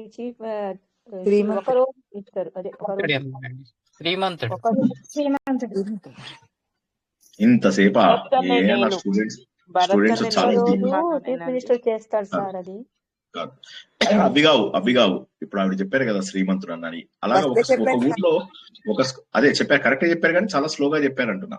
అంటే ఇదేంటంటే మీరు సినిమాలు సరిగా చూడరు, ఇంట్లోపల పోనీ ఇంట్లో అందరినీ ప్రేమగా చూసుకుంటున్నారా అంటే వాయించేస్తున్నారు ఇంట్లో వాళ్ళని, మరి ఎలాగ ఇలా అయితే. సో అయితే ఇక్కడ ఏం జరిగింది, ఊర్లో ఒక స్కూల్ పెట్టాలన్నా కూడా కష్టమే, ఎందుకంటే వాళ్ళు మళ్ళీ చదువుకున్న వాళ్ళైతే మమ్మల్ని ఎలా ప్రశ్నిస్తారో, వీళ్ళు ఇలా బానిసలుగానే ఉండాలి. ఇప్పుడు మీరు చూసినట్లయితే ఈ ముస్లిమ్స్ కాలనీస్ అవి ఉంటాయి కదా, అక్కడ వాళ్ళకి సరైనటువంటి చదువు అందేలాగా చెయ్యరు వాళ్ళు. నేను చదివితే మళ్ళీ వాళ్ళు క్వశ్చన్ చేస్తారు కదా వీళ్ళని, అందుకోసం ఏం చేస్తారంటే వాళ్ళు చదవలేరు, వాళ్ళని అట్లా బానిసలుగా ఉంచుతారు. వాడు ఎప్పుడన్నా వస్తే ఓ 100 రూపీస్ ఇస్తారు, 1000 రూపాయలు ఇస్తారు, పోయి ఖర్చు పెట్టుకోపో అంటారు. కానీ అలా ఇచ్చే డబ్బుతోటి ఒక స్కూలు కాలేజీ అద్భుతంగా నడిపిద్దాం అట్లా ఉండదు. వాళ్ళు పెట్టే హాస్పిటల్స్ కూడా ఎలా ఉంటాయి, వేరే రకంగా ఉంటాయి. మళ్ళీ వాళ్ళ ప్రైవేట్ హాస్పిటల్స్ ఉంటాయి వాళ్ళవే, ముస్లిమ్స్ లో కూడా కొన్ని ప్రైవేట్ హాస్పిటల్, అవి మాత్రం అధునాతనంగా ఉంటాయి. అది ముస్లిమ్స్ లో బాగా రిచ్ పీపుల్ ఉంటారు కదా వాళ్ళ కోసం ఉండేలాగా. అంటే చెడ్డవాళ్ళు అన్ని మతాలలో ఉన్నారు, ప్రత్యేకంగా ఒక మతంకి మనం ఎగెనిస్ట్ గా కాదు. కానీ చెప్పేది ఏంటంటే ఏదైతే చదువుకోకపోవడం అనేది ఉందో అది చాలా దురదృష్టం. చదువుకోనప్పుడు ఏమవుతుందంటే అనవసరమైన విషయాల లోపల మనము ఇన్వాల్వ్ అవ్వాల్సి వస్తుంది. మనం మన పిల్లల్ని ఏమంటాం, నా కొడుకు ఇన్ఫోసిస్ లో ఉద్యోగం వచ్చింది అంటే, ఇంకోటి నా పిల్లాడికి టీసీఎస్ లో, ఇంకోటి అంటే నా కొడుకు SBI లో వచ్చింది, ఇలా చెప్పుకుంటాం కదా మనం. పాకిస్తాన్ లో, ఆఫ్ఘనిస్తాన్ లో, సిరియాలో, ఇరాన్ లో, ఇరాక్ లో వాళ్ళు ఇలా చెప్పుకోరు, నా కొడుకు లష్కర్ ఏ తోయిబాలో జాబ్ వచ్చింది, నా కొడుకు ఇగో ఇందు లోపల ఇంకొక ఇది దాన్ని ఏమంటారు, అయ్యో రామా మిలిటరీ ఆర్గనైజేషన్ పేర్లు మర్చిపోయాను, IAS లో జాబ్ వచ్చింది. ఇంకోటి అంటాడు ఇంకో దాంట్లో దేంట్లో లష్కర్ ఏ తోయిబా కాదు, తెహ్రీకే తాలిబాన్ లో వచ్చిందని ఇంకోటి అంటాడు. సో వాళ్ళకి అందులో అంటే వాళ్ళకి ఏముంటుంది, డ్యూటీ ఏముండదు. వాళ్ళకి ఏంటంటే ఆ డబ్బు తీసుకొని రాళ్ళు తీసుకొని విసరడం, వాళ్ళు చెప్పినప్పుడు రాళ్ళు తీసుకుని వాళ్ళకంటారా మేరా బేటాకా హోగయా కా అంటే ఏ లష్కర్ ఏ తోయిబా వే మిలా, లష్కర్ ఏ తోయిబా వాళ్ళు ఇండియాకి వచ్చి రిక్రూట్ చేసుకునే వాళ్ళు. ఎంత మందిని లెక్కలేనంత మందిని రిక్రూట్ చేస్తున్నారు. కేరళ స్టోరీలో అయితే ఈవెన్ ఆడవాళ్ళని కూడా ఎంత దారుణంగా రిక్రూట్ చేస్తున్నారు. మన హిందూ అమ్మాయిలని ట్రాప్ చేసేసి వాళ్ళందరినీ కూడా ఈ ISIS లో వీటిల్లో ఉగ్రవాదులుగా జాయిన్ చేసేసారు. ఎందుకంటే పాపం వీళ్ళకి తెలియదు కదా. ఇప్పుడు మనం ఏంటంటే పిల్లల్ని ఎలా పెంచుతామో ఒకళ్ళు లేదా ఇద్దరు, ఇంతకంటే ఎక్కువ కష్టం మనం పోషించలేం. మన దగ్గర బోల్డ్ అంత డబ్బు ఉంటుంది, 10 మంది పిల్లల్ని కూడా పోషించగలం. మనం ఏం చేస్తాము, 2 పిల్లలకే వద్దులేదు, చాలా కష్టం. కొంతమంది అయితే ఒకళ్ళ దగ్గరే ఆపిన వాళ్ళు ఎంతమందో తెలుసా అసలు. మన హిందువులలో చాలా మంది ఒకళ్ళ దగ్గరే ఆపుతారు. ఆపినప్పుడు ఏమవుతుంది, వీళ్ళని బాగా చదివించాలి అనుకుంటాం. మన దగ్గర డబ్బు లేకపోతే ఇంట్లో ఉన్న ఆస్తి అమ్ముతాం, మెడలో ఉన్న నగలు అమ్ముతాం, పిల్లల్ని బాగా చదివించి మంచిగా ఇంజనీరింగ్లు, డాక్టర్ ఇవి అన్ని చేయిస్తాం. వాళ్ళు ఎందుకు ఆటోలో వెళ్తారు. అహ్మద్ అనేవాడు ఆటో తోలుకుంటూ ఉంటాడు, మెల్లగా ట్రాప్ చేస్తాడు అమ్మాయిని. ట్రాప్ చేసిపోయి కేరళగా అమ్మేస్తాడు. అయిపోయింది. ఇన్ని రోజుల పాటు మన సుఖాలన్నీ త్యాగం చేసుకున్నాం. లవ్ జిహాద్ లోపల మనం ఓడిపోయాం, ఘోరాతి ఘోరంగా ఓడిపోయాం. ఎందుకంటే 18, 19, 20 ఏళ్ల పిల్లలకి ఏం మెచ్యూరిటీ ఉంటుంది అమ్మాయిలకు? వాళ్ళకి ఎవరు మంచిగా ప్రేమగా మాట్లాడితే అయిపోయింది వాళ్ళతోటే. సో అది దురదృష్టం. మనకేంటంటే ఆ విషయాన్ని మనము తల్లిదండ్రులుగా గుర్తించి మనం పిల్లల్ని ఇవన్నీ చెప్పి వాళ్ళని జాగ్రత్తగా ఉంచాలి. కానీ ఆ ఉంచే లోపలే ఎన్నైపోయాయి. ఒక్కొక్క తుర్కాడు కనీసం 10-15 మంది పిల్లల జీవితాలు నాశనం చేస్తే తప్ప వాడికి ఇది లేదు. మెల్లమెల్లగా ట్రాప్ చేస్తాడు, మెల్లమెల్లగా మంచిగా మాట్లాడతాడు. అందులో వాళ్ళు చూడడానికి కూడా చాలా అందంగా ఉంటారు. మనలాగా కర్రెగా బండగా ఉండరు, వాళ్ళు మంచిగా తెల్లగా ఉంటారు. మళ్ళీ మనం ఏం చేస్తాం, వాళ్ళు ఇచ్చిన ఫ్రూట్స్ కొనుక్కుంటాం, వాళ్ళు ఇచ్చిన కూరగాయలు కొంటాం. అందులోపల వాళ్ళు ఏం చేస్తారు, మన పిల్లల్ని పుట్టించే శక్తి తగ్గిపోయేలాంటివి కొన్ని వేస్తారు, మొదటిది. రెండోది ఏంటంటే శరీరం యొక్క శక్తి కూడా తగ్గేలాంటివి కొన్ని మెల్లమెల్లగా గ్రాడ్యువల్ గా మన శరీరంలో అన్ని పోయేలాగా చేస్తారు. వాళ్ళు మాత్రము రకరకాల నట్స్ అవి ఇవి పెట్టుకుని మిక్స్ చేసుకుని తాగుతూ ఉంటారు. మేము కాశ్మీర్కి వెళ్ళినప్పుడు ఆశ్చర్యపోయాం. వాళ్ళు ఎక్కడికి వెళ్ళినా కూడా, ఏ రిసార్ట్కి వెళ్ళినా కూడా అందులోపల వాళ్ళు పాలల్లో అద్భుతమైనటువంటి అన్ని నట్స్ యొక్క జ్యూసెస్ అవి ఇవి, వాళ్ళు ఎంత ఆరోగ్యంగా ఉన్నారంటే ఆడమొగ ఇద్దరు కూడా అందంగా ఉన్నారు, చాలా అందంగా ఆరోగ్యంగా. వాళ్ళని చూస్తే అసలు ఆశ్చర్యపోతుంది. ఆఖరికి ఎంత మీరు ఆశ్చర్యపోతారంటే, ఈ అమర్నాథ్ వెళ్ళిన వాళ్ళకి చాలా మంది తెలుస్తుంది. ఈవెన్ మన టాయిలెట్స్ క్లీన్ చేసే వాళ్ళు ఉంటారు కదా, వాళ్ళు కూడా అమీర్ ఖాన్, షారుఖ్ ఖాన్ వాళ్ళంత అందంగా ఉంటారు. ఎంత బాగుంటారో అసలు. వాడిని చూస్తే వాడు అసలు ఇంత అందంగా ఉన్నాడు, వీడు సినిమా హీరోనా అంటాం. వాడు వచ్చి శుభ్రంగా ఒక చీపురు పట్టుకొచ్చి అన్ని టాయిలెట్లు క్లీన్ చేసి వెళ్ళిపోతూ ఉంటాడు. సో అట్లాగా వాళ్ళు చాలా అందంగా ఉంటారు. వాళ్ళు మెల్లగా ట్యాప్ లో వాళ్ళకి ఎవరైతే ఈ రిక్రూట్ అవుతారో మెల్లగా వాళ్ళందరి పేదరికం వల్ల వాళ్ళు రిక్రూట్ చేసుకుంటారు. రిక్రూట్ చేసుకోగానే మేరా బేటా కా హో గయా కహా తరీకే तालिबान ఓహో ఓకే వెరీ గుడ్ తుమారా బేటా కా ISIS మే హో గయా. ఇట్లా వాళ్ళు సంతోషపడతారు. వాళ్ళు మంచిగా వాళ్ళందరికీ అందులో వెళ్ళేసి వాళ్ళు ఏం చేస్తారు, మన పిల్లల్ని ట్రాప్ చేసి మొత్తం మీద సో దీనివల్ల ఏమైతుంది, అదే మన పిల్లలు సరిగ్గా ఎడ్యుకేషన్ ఉండి తెలివితేటలు కూడా కరెక్ట్ గా ఉంటే ఇవన్నీ జరగకుండా మనం కొంతవరకు నివారించగలం. ఇప్పుడు RSS VHP లో మీరు చూసినట్లయితే ప్రతి నెల రిజిస్ట్రేషన్ కి వచ్చినటువంటి హిందూ ముస్లిం మ్యారేజెస్ అన్ని లిస్ట్ ముందు తెచ్చేసుకుంటాం, ఎవరెవరు ఉన్నారు. ఆ 30 రోజుల వ్యవధిలో ఆ పిల్ల పేరెంట్స్ కి ముందు ఇన్ఫార్మ్ చేస్తాం. ప్రతి నెల వందల కొద్దీ వేల కొద్దీ ఈ పెళ్లిళ్ళు జరుగుతున్నాయి. గులాబీ అని చాలా రోజుల కింద ఒక సినిమా వచ్చింది, చూసారా? గడ్డం చక్రవర్తి, మహేశ్వరిది. అట్లా వాళ్ళందరూ ఏం చేస్తారు, మంచిగా టైం వీళ్ళతో ఏమి పెద్ద ISIS లో వీటిలో ఏం చేయలేము అంటే అలా దుబాయ్ షేక్లకు వాళ్ళకి అమ్మేస్తారు, బానిసలుగా అమ్మేస్తారు, ఎంతో దారుణంగా. సో కాబట్టి ఏంటంటే విద్య అనేటటువంటిది చాలా ఇది కంపల్సరీ ఉండాలన్నమాట. గురుకులాలకు పండితులను టీచింగ్ చేసే వాళ్ళని ఆశ్రయించాలి. ఈ రోజుల్లో టీచింగ్ ప్రొఫెషన్ ఎట్లా అయిందంటే, బికాజ్ నాకు ఓన్ ఫౌండేషన్ ఉంది కాబట్టి నేను చెప్పగలుగుతున్నాను, ఈ మాట గట్టిగా కూడా చెప్పగలుగుతున్నాను. 90% ఆఫ్ ద గవర్నమెంట్ స్కూల్స్ లో 90, నేను చెప్తున్నది ఎంత పర్సెంటేజ్, 90% గవర్నమెంట్ స్కూల్స్ లో టీచర్లు పనిచేయరు. మన రోజుల్లో మనం అందరం గవర్నమెంట్ స్కూల్స్ లోనే చదువుకున్నాం. ఆ రోజుల్లో చాలా సిన్సియర్గా ఉండేవాళ్ళు. ఈవెన్ ప్రైవేట్ స్కూల్స్ లో చదువుకుంటున్న వాళ్ళు కూడా మన టీచర్స్ దగ్గర ట్యూషన్స్కి వెళ్తుండే వాళ్ళు. ఈ రోజుల్లో అసలు ఎంత అధ్వానంగా అంటే, మంచి వాళ్ళు లేరని నేను అనను, మంచి వాళ్ళు ఎప్పుడు ఉంటారు, కానీ మంచి వాళ్ళు ఎప్పుడు కూడా మైనారిటీలో ఉంటారు. మిగతా వాళ్ళందరూ ఏం చేస్తారు తెలుసా, వాళ్ళు ఇటు టీచింగ్ జాబ్ చేస్తారు, అటు వెళ్ళిపోయి ఇన్సూరెన్స్లు చేసుకుంటారు, రియల్ ఎస్టేట్ పనులు చేసుకుంటారు, ఇన్వెస్ట్మెంట్ ఏజెన్సీ ఏదో పెడతారు, ఫ్రెండ్స్ తో కలిసి ఏవో డీల్స్ చేస్తారు, స్కూళ్ళకి సరిగ్గా రారు. ఒకరోజు మా వైఫ్ ఇంగ్లీష్ లో ఏదో చెప్తుంటే ఒక ఇంటర్మీడియట్ లో ఆ ఇంగ్లీష్ సార్ వద్దని చెప్పి మా వైఫ్ ని గోల చేస్తున్నాడు, ఇది మీరు చెప్పొద్దు అంటాడు. ఎందుకు అంటే ఇది అంటే ఆయనకు రావన్నమాట. ఇప్పుడు రేపు ఆయన్ని ప్రశ్నలు అడిగితే కష్టం కదా, బికాస్ హీ డజంట్ నో, ఆయనకు తెలియదు కాబట్టి ఇప్పుడు ఆయన ఏమైనా మళ్ళీ వీళ్ళు పిల్లలు నన్ను అడుగుతారేమో అని భయపడుతున్నాడు. అప్పుడు నేను వెళ్ళి ప్రిన్సిపాల్ని తీసుకొచ్చా, చూడండి ఇట్లా మమ్మల్ని చెప్పనీయట్లేదు మీ ఇంగ్లీష్ సారు అంటే, ఆయన అసలు ఇక మా కాళ్ళు పట్టుకున్నంత పనిచేశాడు. సార్ మీరు ఆపవద్దు ప్లీజ్, ఆయన మంచివాడు అని మా భార్యని కూడా అన్నాడు, మేడం మీరు ఇంగ్లీష్ మీరు చెప్తేనే అర్థమవుతుంది, మీరు ఎంత చెప్తే అంత చెప్పండి అని చెప్పి ఇది చేసి తర్వాత మళ్ళీ మాతో పాటే ఆయన రిటర్న్ జర్నీలో కూడా ఆయన మాతో పాటు హైదరాబాద్ వచ్చేసాడు అనమాట. మాది లాస్ట్ సెషన్ ఆ రోజు, లక్కీగా లాస్ట్ సెషన్ కాబట్టి ఆయన అన్నాడు నేను కూడా వస్తాను కదండి మీతో పాటు అని చెప్పి వచ్చేసాడు. వస్తూ దాని లోపల చెప్పాడు అనమాట, కనీసం అతనికి నేను జాయిన్ అవుతాను అని చెప్పి ఇంగ్లీష్ లో రాయడానికి లెటర్ 15-20 రోజులు చేశాడు ఇంగ్లీష్ లో రాయడానికి, ఇంగ్లీష్ టీచర్. వీళ్ళందరూ మరి ఎంత టఫెస్ట్ కాంపిటీషన్స్ లో ఎలా నెగ్గి వస్తారు మరి, వీళ్ళకేమి గవర్నమెంట్ జాబ్లు అంత ఈజీగా రావు, ఎంట్రన్స్ ఎగ్జామ్స్ ఉంటాయి వాటికి, ఎంట్రన్స్ ఎగ్జామ్ కాదు దాన్ని ఏమంటారు, కాంపిటేటివ్ ఎగ్జామ్స్ ఉంటాయి. ఆ కాంపిటేటివ్ ఎగ్జామ్స్ లోపల నెగ్గి రావాలి, ఎలా వస్తారు మరి వీళ్ళు?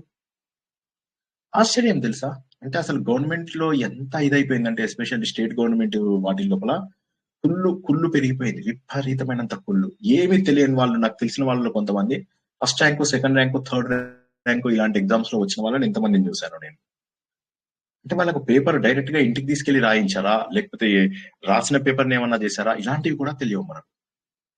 అంత ఘోరంగా తయారైపోయింది విద్య అనేటటువంటిది, వైద్యం అనేటటువంటివి, ఈ రెండు కనుక ప్రపంచ వ్యాప్తంగా గవర్నమెంట్ టేక్ కేర్ చేసి ప్రైవేట్ వాళ్ళని అసలు రానియకుండా చేసి, ప్రైవేట్ వాడు వచ్చాడంటే కాళ్ళు ఎరగొట్టడమే, నేను చెప్తా కదా ఈత బరికే పుట్టాలని చెప్పేసి, అలా చేస్తే తప్ప దేశం బాగుపడదు.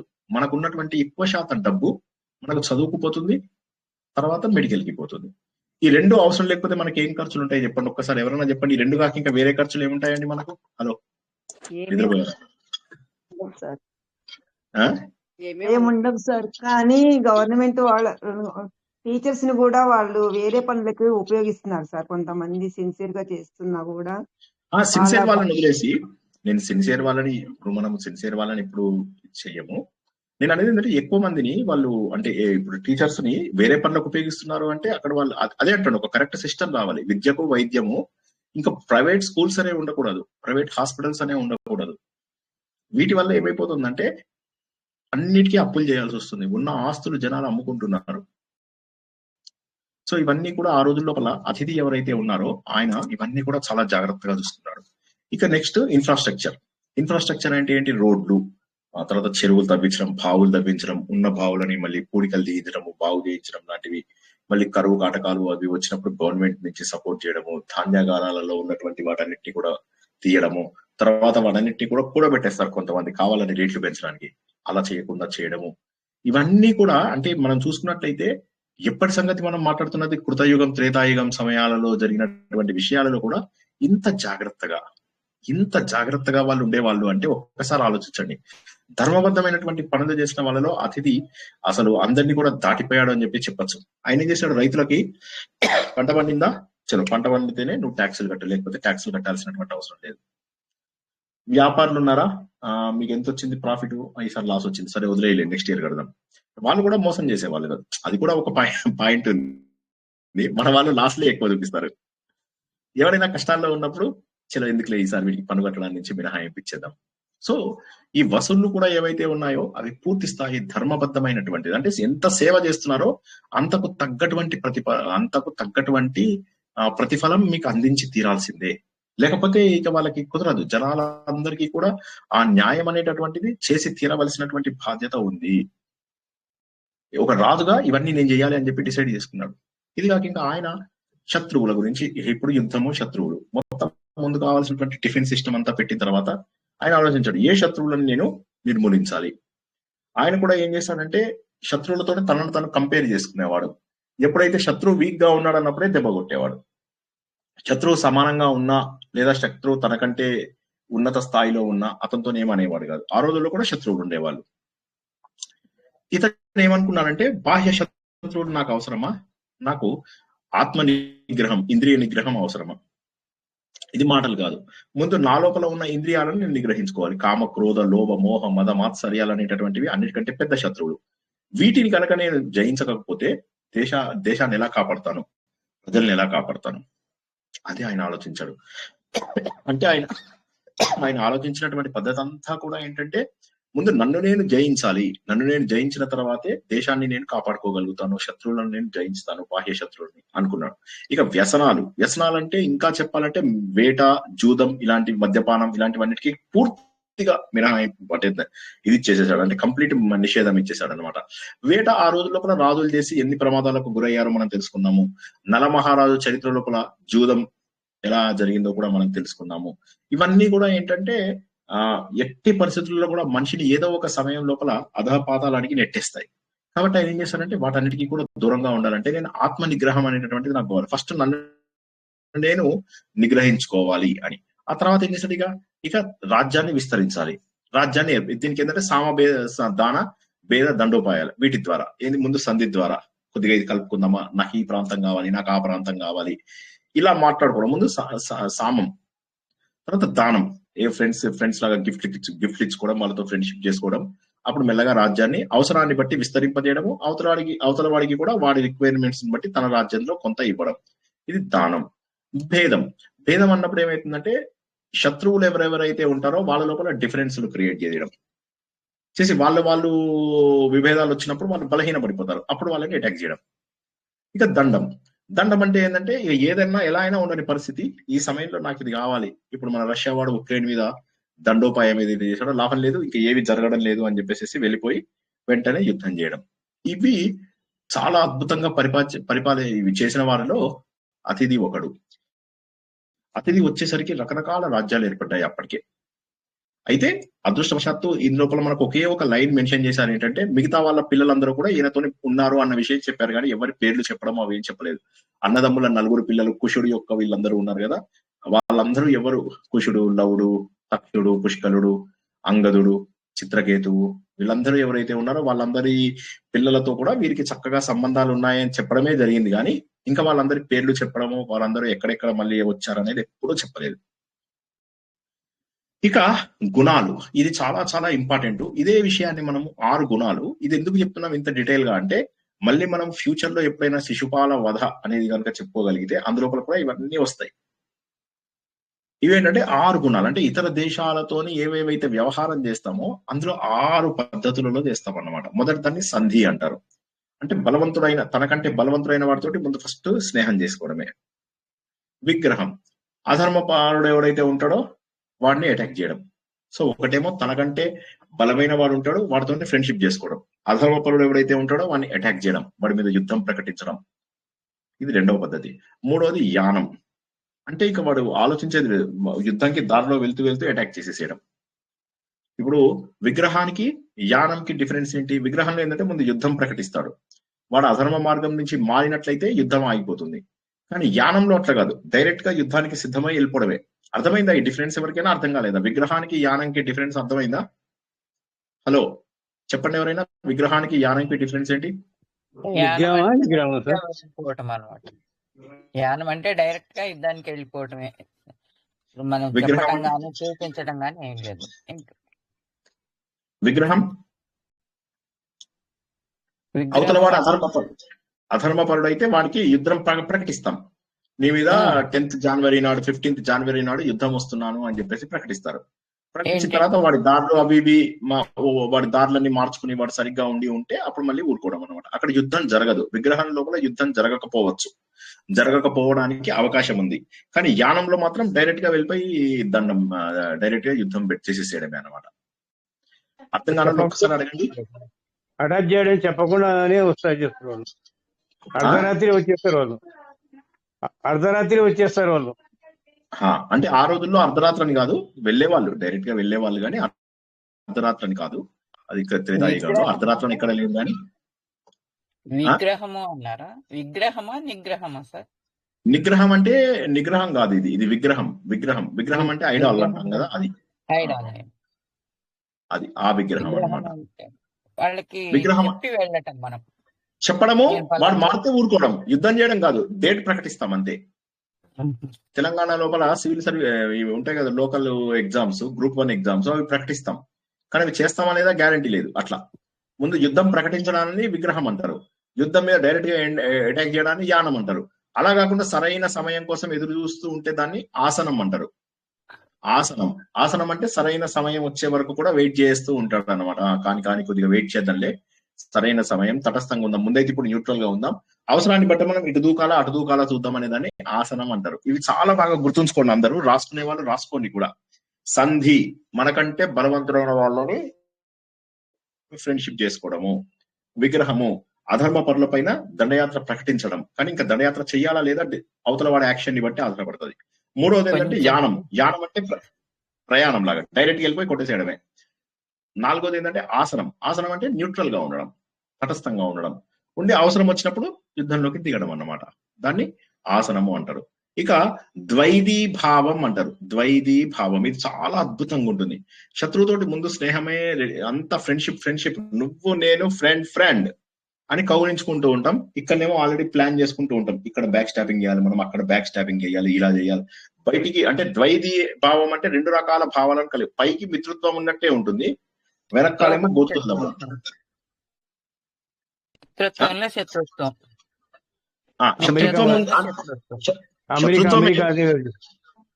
అదే అమెరికా లాగా. వాడు ఏంటంటే బయటికి బానే ఉన్నట్టు ఉంటాడు, కానీ వెనకాల గోతులు తవ్వుతూ ఉంటాడు అనమాట. సమయం వచ్చినప్పుడు కొడదాం వీళ్ళని. ఇది న్యూట్రాలిటీ కాదు, ఫ్రెండ్షిప్ చూపిస్తూ నువ్వు నా ఫ్రెండ్వి అని ఒక్కసారి ఒక పోటు పొడుస్తాడు అనమాట, అన్ని పరిస్థితులు కరెక్ట్ గా ఉన్నప్పుడు. ఉదాహరణకి శివాజీని, అతని పేరేంది, అఫ్జల్ ఖాన్ 10,000 సైన్యాన్ని పెట్టుకొని శివాజీ వాళ్ళ కోట ముందుకు, వాళ్ళ రాజ్య సమీపంలోకి వస్తాడు. రాగానే శివాజీ అంటాడు నేను ఒక్కనే వస్తాను అని చెప్పేసి వస్తాడు. రాగానే అరే వచ్చావా, థ్యాంక్ యూ అని చెప్పేసి ఇద్దరు కౌగులించుకోగానే శివాజీ అంటాడు మనకు యుద్ధం ఎందుకు చెప్పు, మనం దోస్తున్నాం, ఎందుకు ఇవన్నీ గొడవలు మనకు అనుకుంటూ లోపలికి వస్తాడు. అవునవును నువ్వు చెప్పింది కరెక్టే. ఇతను ఒక్కడే వస్తాడు శివాజీ, వాడేమో 10,000 మంది సైన్యంతో ఉంటాడు అఫ్జల్ ఖాన్. వాడు లోపల లాగానే ఇద్దరు కౌగులించుకోగానే వాడేం చేస్తాడు, తన చేతిలో ఉన్న బాకు తీసి శివాజీకి వీపులో పొడుస్తాడు. కానీ శివాజీకి అక్కడ కవచం ఉంటుంది, ఏం కాదు. శివాజీ ఏం తక్కువ ఉంటాడా, చేతికేమో ఇనప గోర్లు ఉంటాయి. ఆ ఇనప గోర్లతోటి నరసింహస్వామి చీల్చేసినట్టుగా వాడిని అఫ్జల్ ఖాన్ ని చీల్చి చంపేస్తాడు. ఏం జరిగిందో తెలీదు, ఏమైందో తెలీదు, జనాలు రియలైజ్ అయ్యే లోపల అక్కడి నుంచి పారిపోతారు. అప్పటి వరకు కూడా మొఘలాయి ఎంపైర్ ఏదైతే ఉంటుందో వాళ్ళు ఇటు సైడ్ పట్టించుకోరు. ఇక్కడ బీజాపూర్, ఆ రోజుల్లో ఏమైందంటే మీకు ఇంతకుముందు చెప్పినట్టున్నా, నేను మీకు జ్ఞాపకం లేకపోతే చెప్తున్నా, ఈ ముస్లిమ్స్ గ్రూప్స్ ఉండేవి. సౌత్ సైడ్ ఒక గ్రూప్, నార్త్ సైడ్ ఒక గ్రూప్. ఈ నార్త్ సైడ్ ఉన్న గ్రూప్ ఏమో మొఘల్ వాళ్ళ రాజ్యం ఉంది కదా, అది ఖిల్జీ టైంకే ఇటు సైడ్ సౌత్ సైడ్ ఏమైపోయిందంటే వీళ్ళందరూ విడిపోవడం మొదలెట్టారు, స్వతంత్ర డిక్లేర్ చేసుకోవడం మొదలెట్టారు.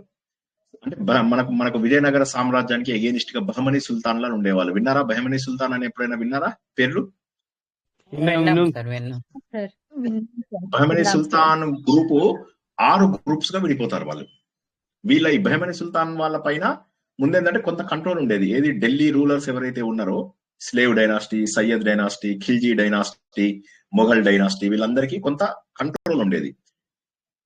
ఎప్పుడైతే ఖిల్జీ డైనాసిటీ తర్వాత మెల్లమెల్లగా వాళ్ళకు కంట్రోల్ తప్పుతూ ఉంటుంది. ఆ టైంలో ఏమైపోతుందంటే బహమనీ సుల్తాన్లలో కూడా డివిజన్స్ వస్తాయి.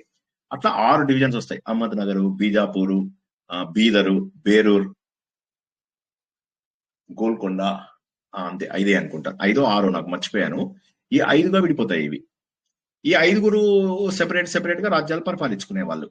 సో ఈ ముఘల్ వాళ్ళు ఎప్పుడు వీళ్ళని పెద్ద పట్టించుకునే వాళ్ళు కాదు, ఈ 5 పెద్దగా పట్టించుకునే వాళ్ళు కాదు. ఎప్పుడైతే అఫ్జల్ ఖాన్ చనిపోయాడో అప్పుడు వాళ్ళు ఔరంగజేబ్ అంటాడు అన్నమాట, who is this guy Shivaji అని ఇంగ్లీష్ లో అంటాడు. వాడికి ఇంగ్లీష్ రాదు కానీ బలవంతంగా అంటాడు ఇంగ్లీష్ లో. అనేసి తనకు పిల్లనిచ్చిన మామకు ఆయన ఉంటాడు షయస్త ఖాన్ అని, వాణ్ణి పంపిస్తే వాణ్ణి కూడా శివాజీ ఆల్మోస్ట్ వేసేస్తాడు. కానీ లక్కీగా వాడు ఏమవుతుందంటే ఆ రూమ్ లోంచి గోడలోంచి కిటికీలోంచి దూకి పారిపోతాడు. వాడిని నరికేస్తాడు అన్నమాట. నరికేస్తే వాడికి వేళ్ళు కట్ అయిపోతాయి కానీ వాడు బతికిపోతాడు. సో అట్లాగా సరే. మళ్ళా గమ్మతేవి, మళ్ళా శివాజీని ఎవరు పట్టుకుంటారు తెలుసా? మళ్ళా మన రాజే ఒక రాజు ఉంటాడు. ఆ రాజుకు చెప్పి మెల్లమెల్లగా ఇది చేసి శివాజీని ఓడిస్తాడు. ఓడించి శివాజీని అప్పుడు ఈయనకున్న సుబేదారులు అందరూ ఉంటారో ఆ అందరు సుబేదారులలో ఒకటిగా శివాజీ జాయిన్ అవుతాడు ఔరంగజేబు దగ్గర. జాయిన్ అయితే ఔరంగజేబు దగ్గర పాపం మీద మొత్తం రాజ్యంలో చాలా భాగం కోల్పోతాడు. సుబేదారుగా ఉండడానికి ఒప్పుకుంటాడు శివాజీ.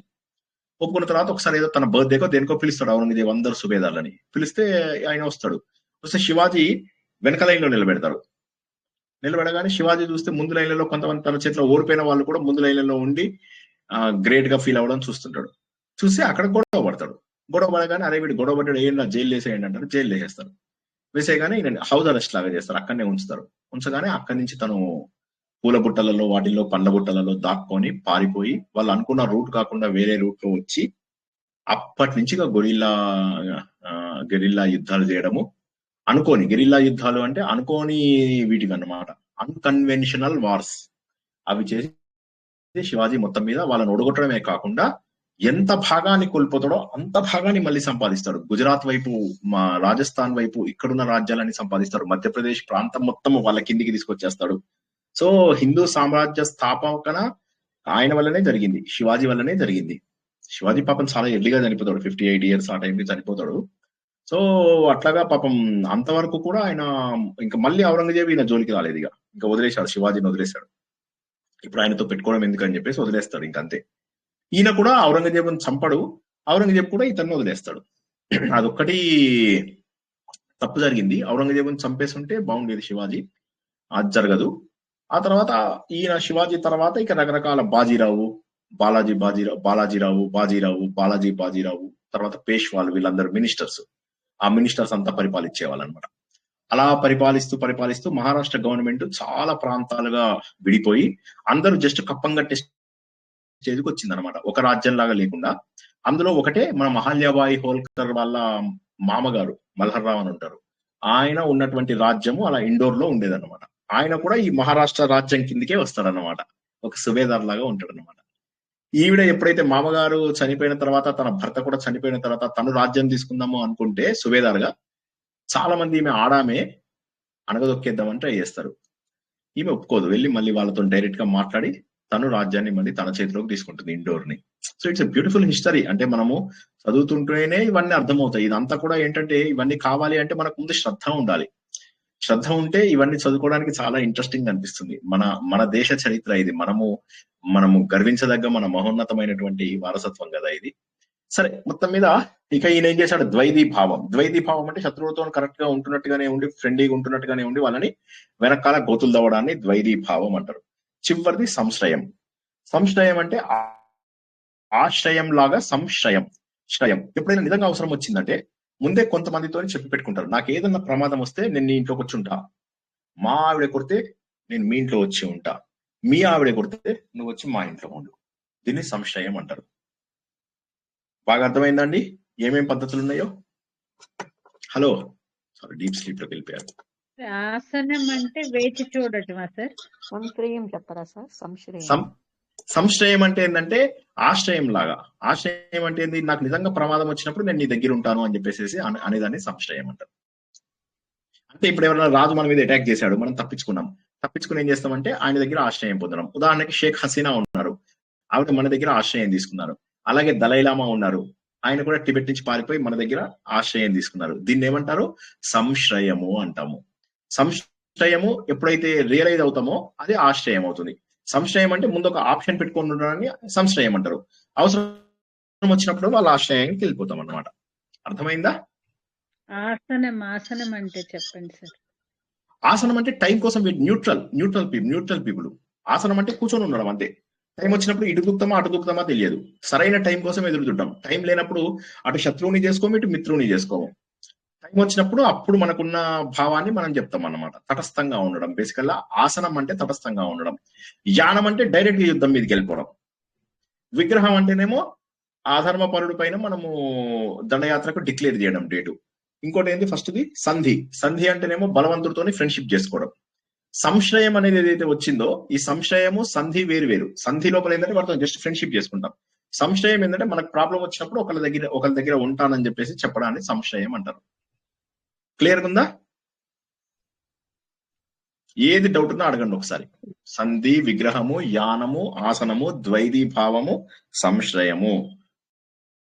ఎవరైనా చెప్పండి ఆరింటిని. ద్వైతీ భావం చెప్పనా? ద్వైతీ భావం అంటే ముందు ఫ్రెండ్షిప్ ఇప్పుడు లేడీస్ ఉంటారు కదా, అక్క చెల్లె కలుసుకుంటారు, వెనకాల గోతులు తవ్వుతారు. నీకు తెలుసా అది మంచిది కాదు, అది మొగుడిని కొడుతుంది, అదే అన్నమాట. పోటు పోవటము, దొంగ దెబ్బ తీయటం అంటారు కదండి. దొంగ దెబ్బ ఎప్పుడు తీస్తామంటే తంత్రాలు, అంటే ముందు ఫ్రెండ్షిప్ గానే ఉంటాం, బయట ఫ్రెండ్షిప్ గానే ఉంటాము, తర్వాత వాళ్ళ వెనక మనం గోతులు అవుతాం అన్నమాట. వాళ్ళకి తెలియదు ఈ అదే విషయం. అదే ద్వైతీభావం అంటే అదే కదా. అది. అన్ని అర్థమైనాయా అందరికి? అంటే డైరెక్ట్ Yes, గా sir. యుద్ధం చేయటం కదా. ఆ యానం అంటే డైరెక్ట్ గా యుద్ధం చేయటం, డైరెక్ట్ అవుతుంది. విగ్రహం అంటే యుద్ధం ప్రకటించడం. కరెక్ట్. ఎవరిపైన? అధర్మ పరుల పైన. ఉమ్. నెక్స్ట్ సంధి అంటేనేమో బలవంతులతోని ఫ్రెండ్షిప్ చేసుకోవడం. ఓకేనా? ఇక నెక్స్ట్ మరి వీళ్ళందరికీ ఎలా ఉంటాయంటే గూఢచారి సిస్టమ్. ఆ రోజు లోపల కూడా గూఢచారి సిస్టమ్ చాలా ఉంది. ఆ గూఢచారి సిస్టమ్ ఎలా ఉండేదంటే ఆ రోజు లోపల, ఇది కూడా బాగా గుర్తుంచుకోండి, ఇదే విషయాలను మళ్ళీ మనం ద్వాపర యుగంలో కూడా చాలా తెలుసుకుంటాం, మహాకావ్యాలలో వాటిల్లో వీటిల్లో బాగా తెలుసుకుంటాం. ఈ గూఢచారి వ్యవస్థ ఎట్లా ఉంటుందంటే, ముందు మన రాజ్యంలోనే అందరిలో కలిసిపోతూ తిరుగుతూ ఉంటారు. ఉండి వీళ్ళు ఏమనుకున్నారు ఏంటి ఇవన్నీ కూడా ఈయనకు అందజేస్తారు. ఇప్పుడు రాముడి కాలం లోపల రాముడికి సీత గురించి చెడుగా మాట్లాడుకుంటున్నారు, చాలా మంది మాట్లాడుతున్నారు. ఒక్కడు మాట్లాడుతున్నాడని మనం విన్నాం, కానీ మనం విన్న ఉత్తర రామాయణంలో తర్వాత ఈ రఘువంశంలో కూడా ఏమని తెలుసుకున్నాం, చాలా మంది రాముడిని అంత బాగుందయ్యా రావణుడి దగ్గర అన్ని రోజులు ఉన్న సీతను తెచ్చుకోవడం తప్పు అని చాలా మంది అనుకుంటూ ఉంటారు. ఆ విషయాన్ని తెలియజేసిన అతని పేరు భద్రుడు. ఆ భద్రుడు అనే ఆయన చాలా సీనియర్, ఉన్న వాళ్ళందరిలోకి కూడా సీనియర్ మోస్ట్ పర్సన్. ఆ సీనియర్ మోస్ట్ పర్సన్ తనకున్న నెట్వర్క్ ద్వారా మొత్తం తెలుసుకొని రాముడికి తెలియజేస్తాడు. సో అదొకటి. రెండో గూఢచారి వ్యవస్థ ఏంటంటే, వేరే వాడి రాజ్యంలో జాయిన్ అయ్యి వాడి గూఢచారి వ్యవస్థ ఉన్నట్టుగానే వాడికి అనవసరమైన చిన్న చిన్న లీక్స్ ఇచ్చుకుంటూ అసలు చేసేది మన పని, కానీ జీతం తీసుకుని వాళ్ళతో దగ్గరుండి వేరే వాళ్ళ గ్రూప్ లో జాయిన్ అయిపోతారు. ఉదాహరణకి రాజీ సినిమా చూసారా ఎవరన్నా? ఆలియా భట్ది రాజీ సినిమా అని ఒకటి వచ్చింది, చూసారా? బంగ్లాదేశ్ వారితో పెళ్లి చేసుకుంటుంది ఈమె. చూడలేదా? రాజీ సినిమా కూడా చూడలేదు ఎవరు? చూసాను సార్. చూసారా? Very good. ఆ సినిమా లోపల ఏమవుతుంది, ఆమె బంగ్లాదేశ్ కాదు, పాకిస్తాన్ వాళ్ళతో పెళ్లి చేసుకుంటుంది. పాకిస్తాన్ వాళ్ళతో పెళ్లి చేసుకుంటుంది. చేసుకుని అక్కడ రహస్యాలు వీళ్ళకి చాలా సీక్రెట్ గా పంపిస్తూ ఉంటుంది. ఇక్కడ ఘాజీ అనేటటువంటి ఒక ఇది సబ్మెరీన్ మన విశాఖపట్నంకి వస్తుంది అని చెప్పి తెలుసు. ఆ ఇన్ఫర్మేషన్ లీక్ చేయాలి. భర్తతోని ప్రేమగా ఉంటూ అన్ని రకాలుగా అన్ని ఉంటూ కూడా ఆమె భారతదేశాన్ని ప్రేమించి చివరికి అది అంటే వాళ్ళతోటే ఉన్నట్టుగా ఉంటుంది, కానీ చేసేది మాత్రం మన దేశానికి గూఢచర్యం. సో ఇట్లా అనమాట. కాబట్టి ఏంటంటే ఎప్పుడు కూడా మళ్ళీ ఇంకొక ప్రాబ్లం ఏంటంటే, రాముడి కాలంలో, కుషుడి కాలంలో, అతిథి కాలంలో కూడా మన దగ్గర ఓన్ పీపుల్ ఈ అధికారులు అంటారు. అధికారులు అంటే అడ్మినిస్ట్రేషన్ ఆఫీసర్స్ ఉంటారు కదా, వీళ్ళందరూ కూడా చాలా తప్పులు చేసేవాళ్ళు. వాళ్ళందరూ కూడా తప్పులు చేయకుండా ఎప్పటికప్పుడు వాళ్ళ కదలికలు కూడా ఈయన తెలుసుకుంటూ ఉండేవాడు. సో చాలా బాగుంది కదా. అంటే ఇన్ని రకాలుగా ఆయన ధర్మము, న్యాయము అంటే ఎట్లా అంటే ఏ ధర్మం చేయాల్సి వచ్చినా, ఎంత ఎవరికైనా శిక్షలు కూడా ఎట్లా ఉండాలి అంటే న్యూట్రల్ గా ఉండాలి. పనిష్మెంట్స్ కూడా ఎవరికైనా ఇచ్చేవి, అంతేగాని పాత పగలు పాత కక్షలు పెట్టుకొని అలా చేయకూడదు, శిక్షలు ఎవరికి ఇవ్వకూడదు. ఇప్పుడు మనకు జరుగుతున్నవన్నీ కూడా అలాంటివే, పాత కక్షలను బట్టి లేదా ఫ్రెండ్షిప్ ను బట్టి శిక్షలు తగ్గించడం పెంచడం. కానీ ఈయన రోజుల్లో అసలు పక్షపాతం అనేటటువంటిది ఉండేదే కాదు. మళ్ళీ దొంగతనాలు, అబద్ధాలు ఇలాంటివి చాలా తక్కువ ఉండేవి. ప్రజలందరూ కూడా ఎందుకైనా మంచిది జాగ్రత్తగా ఉండేవాళ్ళు, అందరికి కూడా తెలుసు. అంటే ఈయన ఏంటంటే బేసికల్లీ ఆయన తన జీవితాన్ని అట్లా ప్లాన్ చేసుకున్నాడు. డే లోపల పొద్దున్నంతా కూడా ధర్మ కార్యాలు, దేవతా పూజలు, దేవతార్చనలు, తన పనులు. సెకండ్ హాఫ్ అంతా కూడా మధ్యాహ్నం నుంచి మీరు నిద్రపోతుంటారు కదా 4-5 గంటలు, ఆ టైం లోపల ఆయన ఏం చేస్తుంటాడు, రాజ్యపాలన, మంత్రులతో అందరితో డిస్కషన్స్, వాళ్ళ తర్వాత జస్టిస్, న్యాయ విచారణ అంటాం కదా, ఆ జస్టిస్ ఎలా చేయాలి, ఇవన్నీ కూడా సెకండ్ హాఫ్. మూడో భాగంలో మాత్రం అంటే ఈవినింగ్ నుంచి ఇక అప్పుడు ఇంకా పాటలు, డాన్సులు, ఇక విశ్రాంతి, ఇవన్నీ అన్నమాట. మంచి భోజనాలు, చక్కటి ఇవన్నీ కూడా చేస్తుండేవారు. అంటే ఈ విధంగా చూసుకున్నట్లయితే ఆ రోజుల లోపల శక్తి, యుక్తి రెండు కూడా ఉన్నాయి ఈయన లోపల. ఇందులోపల మనం తెలుసుకున్న ఒక గొప్ప విషయం ఏంటంటే, అతిథి కాలం లోపల తనకంటే శక్తివంతులు ఉన్నారు అని చెప్పేసి కాళిదాస్ చెప్పడం అనేది మనకు మంచిగా అనిపించింది. ఈయననే శక్తివంతుడు, ఈయననే ఇంద్రుడు, ఈయననే చంద్రుడు అనకుండా ఈయన కంటే కూడా శక్తివంతులైన వాళ్ళు ఉన్నారు. కాబట్టి ఈయన ఏంటంటే శక్తితో పాటు యుక్తిని కూడా ఉపయోగించాడు అనేటటువంటిది ఈ విషయమై తెలుస్తుంది. సో అతిథి అంటే ఏంటంటే ప్రజలందరి దగ్గరికి అనుకోని అతిథిలాగా వచ్చి వాళ్ళ కష్టాలన్నింటినీ కూడా తీర్చి వాళ్ళకు సుఖ సంతోషాలను పంచాడు. ఈయన ఏంటంటే ఇంకా చెప్పాలంటే ఈయన అసలు యాక్చువల్ గా రాముడి పోలికలు చాలా ఉండేవి అని చెప్పి రాముడి లాగానే ఈయన ఉండేవాడు రాముడు లాగానే కూడా ఈయన ఉండేవాడు అని కూడా చాలా మంది చెప్తూ ఉంటారు అనమాట. సో చాలా అద్భుతంగా పరిపాలించాడు. ఇక కొద్దిగా పర్సనల్ లైఫ్ కూడా కొద్దిగా చెప్పారు కాళిదాస్ గారు. అందులో ఏం చెప్తారంటే నిషధ దేశం ఉంది కదా, నిషధ దేశం అంటే ఎక్కడంటే మన ఈ ఢిల్లీ అక్కడ సైడ్, హిమాచల్ ప్రదేశ్, ఢిల్లీ ఆ ప్రాంతాల్లో ఉన్నటువంటి నిషధ దేశము, దానికే మన రాజు నల మహారాజు. సో ఆయన కుమార్తెని పెళ్లి చేసుకుంటాడు అనమాట. ఆమె పేరు నాకు జ్ఞాపకం లేదు, వీలుంటే ఒకసారి చూసుకోండి, నేను మర్చిపోయాను. వాళ్ళిద్దరికి కూడా ఒక కుమారుడు పుడతాడు. ఎట్లా అంటే వీళ్ళ కాలం లోపల వీళ్ళిద్దరిని అందరూ పార్వతీ పరమేశ్వరులతో చూసేవాళ్ళు, చాలా అన్యోన్య దాంపత్యము. అది కాక ఇంకోటి ఏమైందంటే రెండు బలమైన దేశాల మధ్య, అంటే కేవలం రెండు మనుషుల యొక్క కలయిక కాకుండా రెండు వంశాల యొక్క కలయిక జరగడం అనేటటువంటిది ఆ రోజుల్లో చాలా సంతోషకరమైనటువంటి విషయం అన్నమాట. రెండు బలమైన రాజ్యాల మధ్య కూడా సంబంధం ఉంది. చక్కగా పార్వతీ పరమేశ్వర్ల లాగా వాళ్ళు చాలా అద్భుతంగా పరిపాలించేవాళ్ళు. ఆవిడ కూడా అన్ని ధర్మ కార్యాలలో, ఈయన మూడు రకాలుగా డివైడ్ చేసుకున్నాడు కదా, ఈ ఫస్ట్ పార్ట్ మొత్తం ఆవిడ ఈయనతో పాటు కలిసి చేస్తూ ఉండేది అన్నమాట. ఆ విధంగా చాలా అద్భుతంగా ఈయన పరిపాలించాడు. రాముడు కుశుడు తర్వాత ఉన్న వాళ్ళలో అతిథి ముఖ్యమైనటువంటి పాత్ర.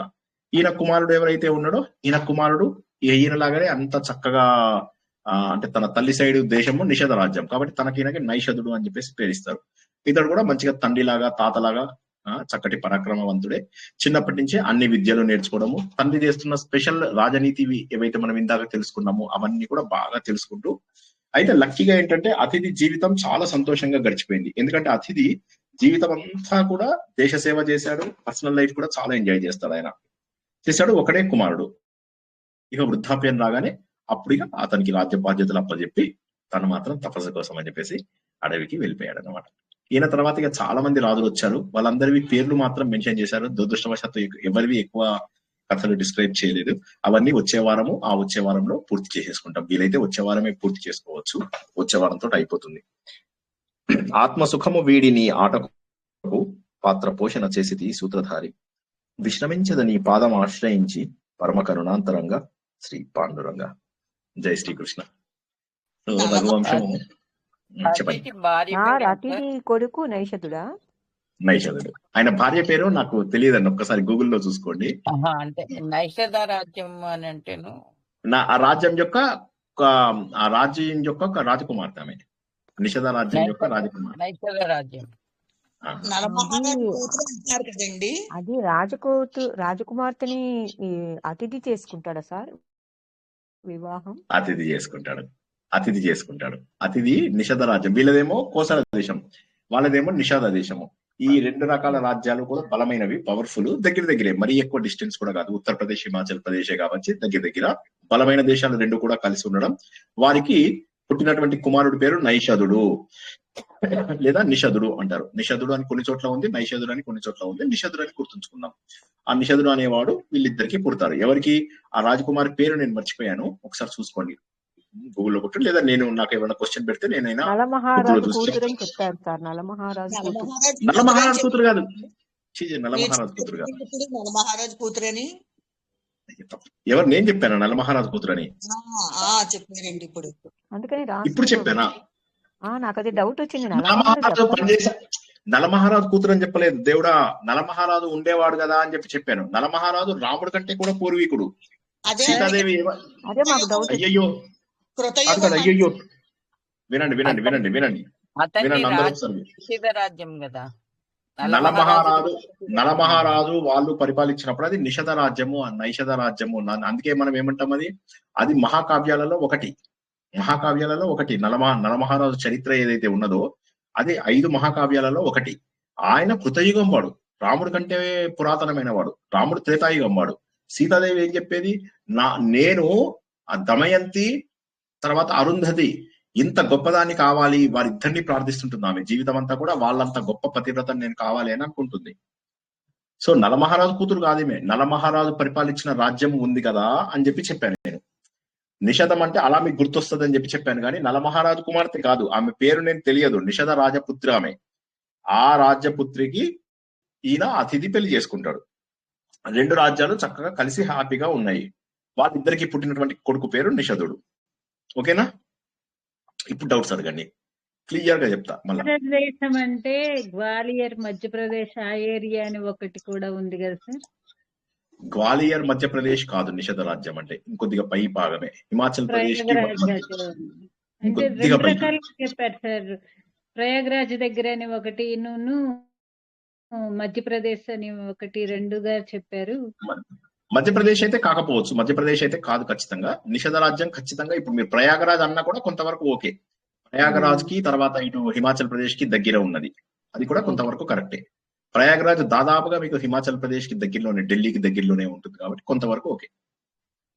అంటే అక్కడ ఏ రకంగా చెప్పారంటే శృంగవేరపురం అనేది ప్రయాగరాజ్ లో ఉంది కాబట్టి నిషధ దేశం అనేది కూడా దానికి రిలేటెడ్ గా చెప్పారు సార్. శృంగభేరిపురం అంటే గుహుడు యొక్క ఊరు. గుహుడు ఉన్నాడు కదా, ఆ పర్టికులర్ గుహుడు రాముడు రాజ్యం నుంచి బయటకు వచ్చినప్పుడు గుహుడు దగ్గరికి వచ్చి ఆ ఊరు దాటుతాడు, అది శృంగభేరిపురం. అయితే అతడు నిషాద రాజు, అది వేరు. అతడు నైషధ దేశం రాజు కాదు, అతను నిషాదులకు రాజు. నిషాదులు అంటే ఎవరు? నిషాదులు అంటే ఆ రోజుల లోపల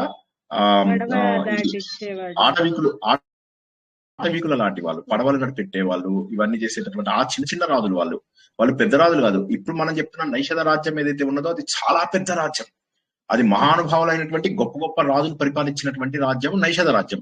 మీరు చెప్తున్న నిషాదులు అనే వాళ్ళు ఎవరైతే ఉన్నారో వారు చిన్న రాజ్యులు. ఆటవికులకు తర్వాత వీళ్ళు ఉంటారు కదా, ఈ గిరిజనులు, వాళ్ళందరి యొక్క రాజులని నిషధ రాజు అంటారు, నిషాదుడు అంటారు. నిషాదుడు అంటే వాళ్ళ రాజ్యం అన్నమాట మీరు అంటున్నటువంటి. నిషాదరాజు. సో అతను ఏంటంటే వాళ్ళ ఆ ప్రాంతానికి సంబంధించిన వాడు. అతను వేరు, ఈ నైషధ చరిత్ర వేరు. నైషధ చరిత్ర అంటే మహానుభావులైనటువంటి రాజులు దేశం మొత్తంని పరిపాలించుకున్నారు. మన ఢిల్లీ లాంటి ప్లేస్ అది, దాన్ని వాళ్ళు రాజధానిగా చేసుకొని దేశమంతా పరిపాలించారు. వాళ్ళు హైలీ అడ్వాన్స్డ్. వీళ్ళేంటంటే ఒక చిన్న ఒక తెగకు రాజులు. ఇతను గుహుడు అనేవాడు, ఆయన కూడా వీళ్ళ నాన్నగారి స్నేహితుడే. శృంగబేరిపురం దీనికి ఉన్న ఆయన వీళ్ళ నాన్నగారి స్నేహితుడే. ఆయన కూడా దశరథుడు ఈ స్నేహితుడే. ఓకేనా? జై శ్రీకృష్ణ. ఎవరో కన్ఫ్యూజ్ చేశారు మిమ్మల్ని, ఎందుకంటే ఈ నిషాదం వేరు, ఆ నైషధం వేరు. అదేమో పెద్దది, ఇదేమో నిషాదరాజు అంటే చిన్న తెగ. ఇది చిన్న తెగ, నిషాదుల యొక్క చిన్న తెగ. ఇది కేవట్స్ అంటారు వాళ్ళని. కేవట్స్ అంటే ఈ పడవలు దాటించడము, తర్వాత చిన్న చిన్న తెగలకు, మనకు కాంతారాలో ఎట్లయితే చిన్న తెగలు ఉంటాయో అలాగా తెగలకు రాజులు వాళ్ళు. కానీ ఈ నైషధ చరిత్ర ఏదైతే ఉన్నదో అది మహా పెద్దది. నలమహారాజు భారతదేశం మొత్తానికి రాజు ఆయన ఆ టైంలోనే కదా విదర్భలో, అంటే విదర్భ అంటే ఇక్కడ మహారాష్ట్రలో ఉన్న అమ్మాయిని పెళ్లి చేసుకుంటాడు. భీముడు అని ఉంటాడు, ఆయన కుమార్తె దమయంతిని పెళ్లి చేసుకుంటాడు. ఆయన అక్కడి నుంచి ఇక్కడి వరకు వస్తాడు. మళ్ళీ రిటర్న్ కూడా ఒకసారి అన్నట్టు చెప్పారు కదా సార్ అప్పుడు నలదమయంతి కథల్లో. ఏం చెప్పారు? ఉండేటప్పటికి కన్ఫ్యూజ్ అయ్యారు సార్. రెండు పేర్లు ఒకలాగా ఉన్నాయి కదా, కన్ఫ్యూజన్. కాదు హిమబిందు గారు ఏమడిగారు? ప్రశ్న అడగండి. సారీ, మళ్ళీ రాజ్యాలు అన్నట్టు విన్నాను కదా సార్. అది అంటే మీ ప్రశ్న, మీ వాయిస్ క్లియర్ గా లేదు, మళ్ళీ ఒకసారి చెప్పండి. అంటే విదర్భను ఈ నైషధ దేశం అనేవి పక్క రాజ్యాలు అన్నట్లు. ఇంకా మీకు ఎవరు చెప్పారో ఇవన్నీ నాకు తెలియదు. మీకు చెప్పిన వాళ్ళని అయితే మీరు బాధేయండి, ఓకే? లేకపోతే వాళ్ళ మాటలు వినకండి. విదర్భ దేశం అంటే మహారాష్ట్ర, నైషధ దేశము అంటేనేమో ఇక్కడ మనకు యూపీ, ఉత్తరప్రదేశ్, అక్కడ యూపీ, హిమాచల్ ప్రదేశ్ కి దగ్గరలో ఉన్నటువంటివి. ఇంత దూరం ఉంటాయి ఇవి. అంత డిస్టెన్స్ నేను రాత్రి నేను తీసుకెళ్లిపోతానంటాడు. ఈయన భార్య ఏం చేస్తుంది? దమయంతి. మీరు ఎందుకో మర్చిపోయారో లేకపోతే ఎందుకు కన్ఫ్యూజ్ అవుతున్నారో నాకు తెలియదు. దమయంతి ఆమె ఏం చెప్తుంది? నా పెళ్లి సెటిల్ అయిందని చెప్పి అక్కడ ఉన్నటువంటిది ఎవరో కురూపి ఉన్నాడని చెప్పి విదర్భ రాజ్యంలో. ఆ కురూపి ఉంటే వాళ్ళ దగ్గరికి వెళ్ళి నా పెళ్లి సెటిల్ అయిందని చెప్పు. పెళ్లి సెటిల్ అయిందంటే ఇక్కడి నుంచి అక్కడికి ఒక్క రాత్రి లోపల రాలేరెవరు. ఒకవేళ రాగలిగితే కేవలం నా భర్త ఒక్కడే రాగలుగుతాడు. ఎందుకు రాగలుగుతాడు? ఆయనకి రథం నడిపే విద్యలో ఆయన టాప్ క్లాస్, సూపర్ ఫాస్ట్ గా తీసుకురాగలుగుతాడు. ఆయన ఒక్కడే రాగలుగుతాడు. ఆ కురూపి రూపంలోనే ఇక్కడ ఆయన వచ్చాడు అంటే ఆ కురూపి రూపంలో ఉన్నటువంటి నా భర్త అని చెప్పి కన్ఫర్మ్ చేసుకోవచ్చు. నా పెళ్లి సెటిల్ చేస్తున్నా, నాకు స్వయంవరం ఉంది అని చెప్పేసి ఆయనకు ఒక్కడికే ఇన్ఫర్మేషన్ పంపించు అంటారు. అనగానే అప్పుడు వాళ్ళు వెళ్ళి భీముడి దగ్గరికి వెళ్ళి చెప్తారు. చెప్పగానే ఇక నలమహారాజు బోల్డ్ విలపించి ఏం చేస్తాడు? ఆ రాజు దగ్గరికి వెళ్ళి నేను మిమ్మల్ని తీసుకెళ్తాను. అరే రేపు పొద్దున్నే ఉందయ్యా మ్యారేజ్ అంటే, నేను తీసుకెళ్తా కదా మిమ్మల్ని అంటాడు. అని సూపర్ ఫాస్ట్ గా తీసుకెళ్తూ ఉంటే అప్పుడు ఆయనకు ఉత్తరీయం పడిపోతుంది అనమాట. అదే ఒకసారి ఆపవా అంటే అప్పటికే కొన్ని కిలోమీటర్ల వెనకాల పడిపోయి ఉంటుంది అనమాట. అది పడిపోతే ఆయన చూసి ఎక్కడ నువ్వు నేర్చుకున్నావు, సరే నేను నీకు ఒక విద్య నేర్పిస్తానని ఆయన అక్ష విద్య అని ఆయన ఒక విద్య నేర్పిస్తాను. అలా విద్యని ఈయన అశ్వ విద్య, ఆయన అక్ష విద్య రెండు కూడా ఒకరినొకరు షేర్ చేసుకుంటారు. సో అక్కడ కథ ఏంటంటే చాలా దూరం అయినా కూడా ఆ డిస్టెన్స్ ట్రావెల్ చేయగలిగేది ఒకే ఒక్కడు నలమహారాజు. అంత స్పీడ్ గా రథాన్ని తీసుకురాగలిగేది ఒక్క భర్త మాత్రమే అని అప్పుడు వచ్చిన తర్వాత కూడా ఇంకా తెలిసిపోతుంది. పిల్లల్ని పంపిస్తుంది ఫస్ట్ ఆమె. పిల్లల్ని పంపించగానే పిల్లల్ని చాలా ప్రేమగా చూసుకుంటూ ఉంటాడు. అప్పుడు ఇవే అర్థమైపోతుంది ఇంకా ఇతను నా భర్తనే అని. దట్ ఈస్ ద ఇది. సో మీరు కన్ఫ్యూజ్ అయినట్టున్నారు, పర్లేదు ఏం పర్లేదు, పోనీ ఇప్పుడైనా తెలిసింది కదా. జై శ్రీకృష్ణ. క్లారిటీ దొరికింది కదా సార్, థ్యాంక్ యూ.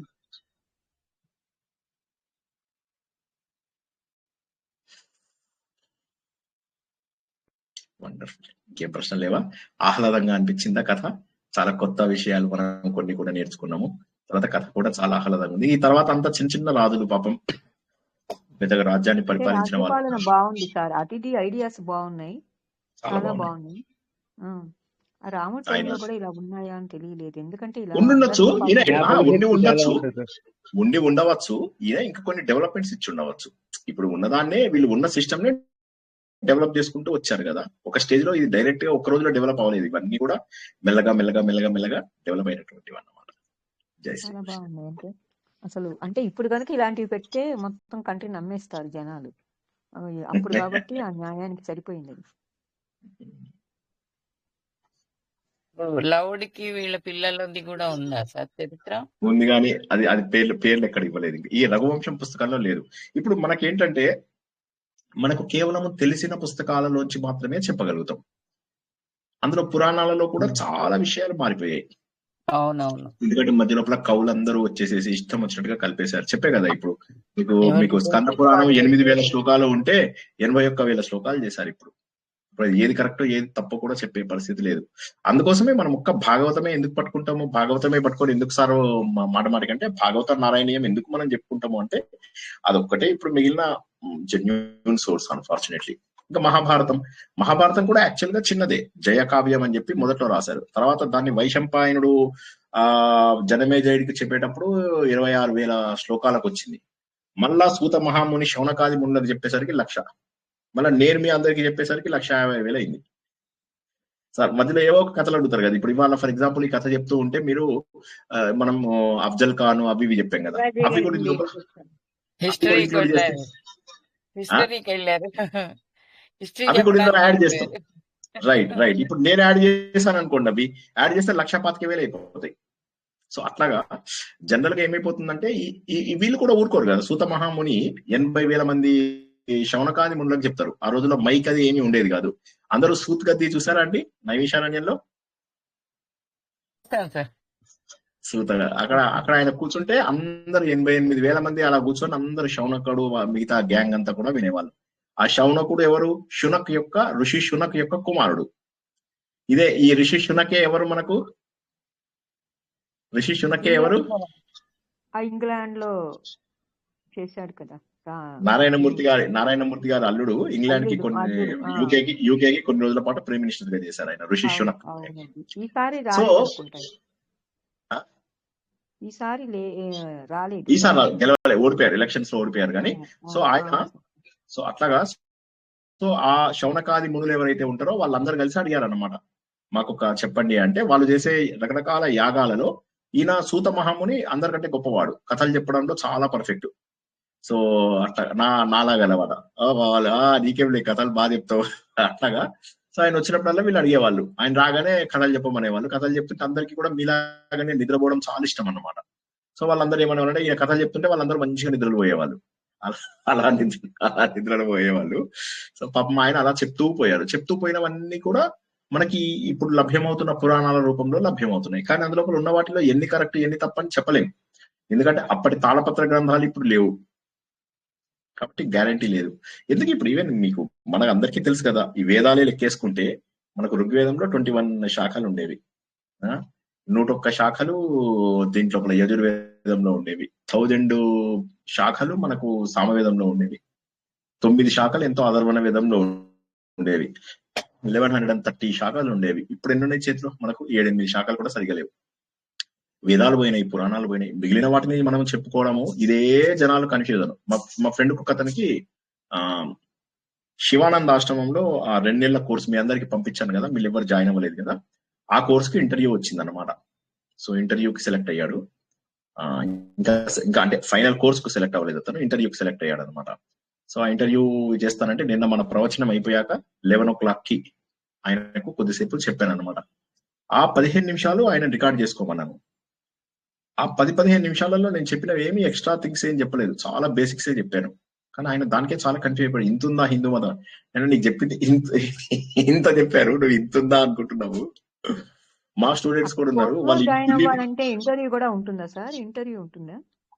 కొన్ని శివానంద ఆశ్రమంకి ఇంటర్వ్యూ ఉంటుంది, దయానంద ఆశ్రమంకి ఇంటర్వ్యూ ఉండదు. దయానంద ఆశ్రమంకి ఎవరైనా జాయిన్ అవ్వచ్చు. శివానంద ఆశ్రమంలో ఏంటంటే అది ఇంటర్వ్యూ చేస్తారు, ఎందుకు నువ్వు రావాలనుకుంటున్నావు, ఫండమెంటల్. ఇప్పుడు మీరు అందరూ ఈజీగా సెలెక్ట్ అయిపోతారు, మీ అందరూ వాళ్ళకే నేర్పిస్తారు. అంటే నిజంగా నా దగ్గర నేర్చుకున్న వాళ్ళైతే అక్కడ అందరికీ నేర్పించేస్తారు. సో కానీ ఇంటర్వ్యూ అయితే ఉంటుంది. జనరల్ గా కర్మయోగం మీద చెప్పమని అంటారు, భక్తి యోగం ఏంటి, జ్ఞాన యోగం ఏంటి, ద్వైతం అద్వైతం విశిష్టాద్వైతం మీద క్వశ్చన్స్ అడుగుతారు. భగవద్గీతలో ముఖ్యమైన శ్లోకాల గురించి కొన్ని క్వశ్చన్స్ అడుగుతారు. అంటే శ్లోకాలు 12వ అధ్యాయంలో 14వ శ్లోకం చెప్పండి అని తక్కువని మనం ఇక్కడ ఎక్కడో బట్టి కొట్టిన ఉంటాయి కదా, అవి ఆ బట్టి కొట్టి వాళ్ళు బట్టిని పట్టించుకోరు అసలు. వాళ్ళు శ్లోకాలు నోటికి రాకపోయినా పర్వాలేదు, దాని సారం మెయిన్. మనకి ఇవన్నీ ఏంటంటే సారం తెలుసుకోవడం కోసం. ఆ సారం పద్యాలు శ్లోకాలు ఎప్పుడు నేర్చుకోవాలి? మనం బేబీస్ గా ఉన్నప్పుడు నేర్చుకోవాలి. చిన్నప్పుడు నేర్చుకుంటే ఇప్పుడు వాటి సారం తెలుస్తుంది. ఇప్పుడు మనం శ్లోకాలు నేర్చుకుంటూ వెళ్తే జీవితం అయిపోతుంది. అది అందుకోసం ఏది తప్పు కాదు, ప్రపంచంలో ఏది తప్పు కాదు, కానీ మనకు సమయం సరిపోదు. ఇంకా వాటి మీదనే కూర్చుని అక్కడే ఆగిపోయే అవకాశం ఉందని. జై శ్రీకృష్ణ. ఆపుకుందామా ఇవాళ? ఇంకా వండర్ఫుల్. ఆహ్లాదకరమైనటువంటి రఘువంశంలో అతిథి యొక్క పాలన, ఆయన కుమారుడు యొక్క సింహాసన అధిష్ఠించడం వరకు తెలుసుకున్నాము. రేపు అత్యంత ముఖ్యమైనటువంటి అమృత గుళికల వంటి ఆత్మబోధ శంకరాచార్యులు మనకు అందించారు. కష్టమైన 2 లైన్లు, ఈజీగా ఉన్న 2 లైన్లు. అంటే ప్రతి శ్లోకంలో ఒక ఉదాహరణ, చాలా సులభంగా అర్థం కావడానికి. అవన్నీ కూడా ఇస్తూ మనకు ఆత్మబోధ అంటే ఏంటో తెలియజేస్తున్నారు. అంత సులభంగా మనము తెలుసుకోవడం అనేది దాదాపు అసంభవము. మనందరి జీవితాలను మార్చే ఆత్మబోధ ప్రవచనం రేపు రాత్రి 9 గంటలకు ఉంటుంది. అందరికీ కూడా శుభరాత్రి, శుభం భూయాత్. జై శ్రీకృష్ణ. పునర్దర్శనం రేపు రాత్రి 9 గంటలకు. జై శ్రీకృష్ణ సార్. జై శ్రీకృష్ణ సార్.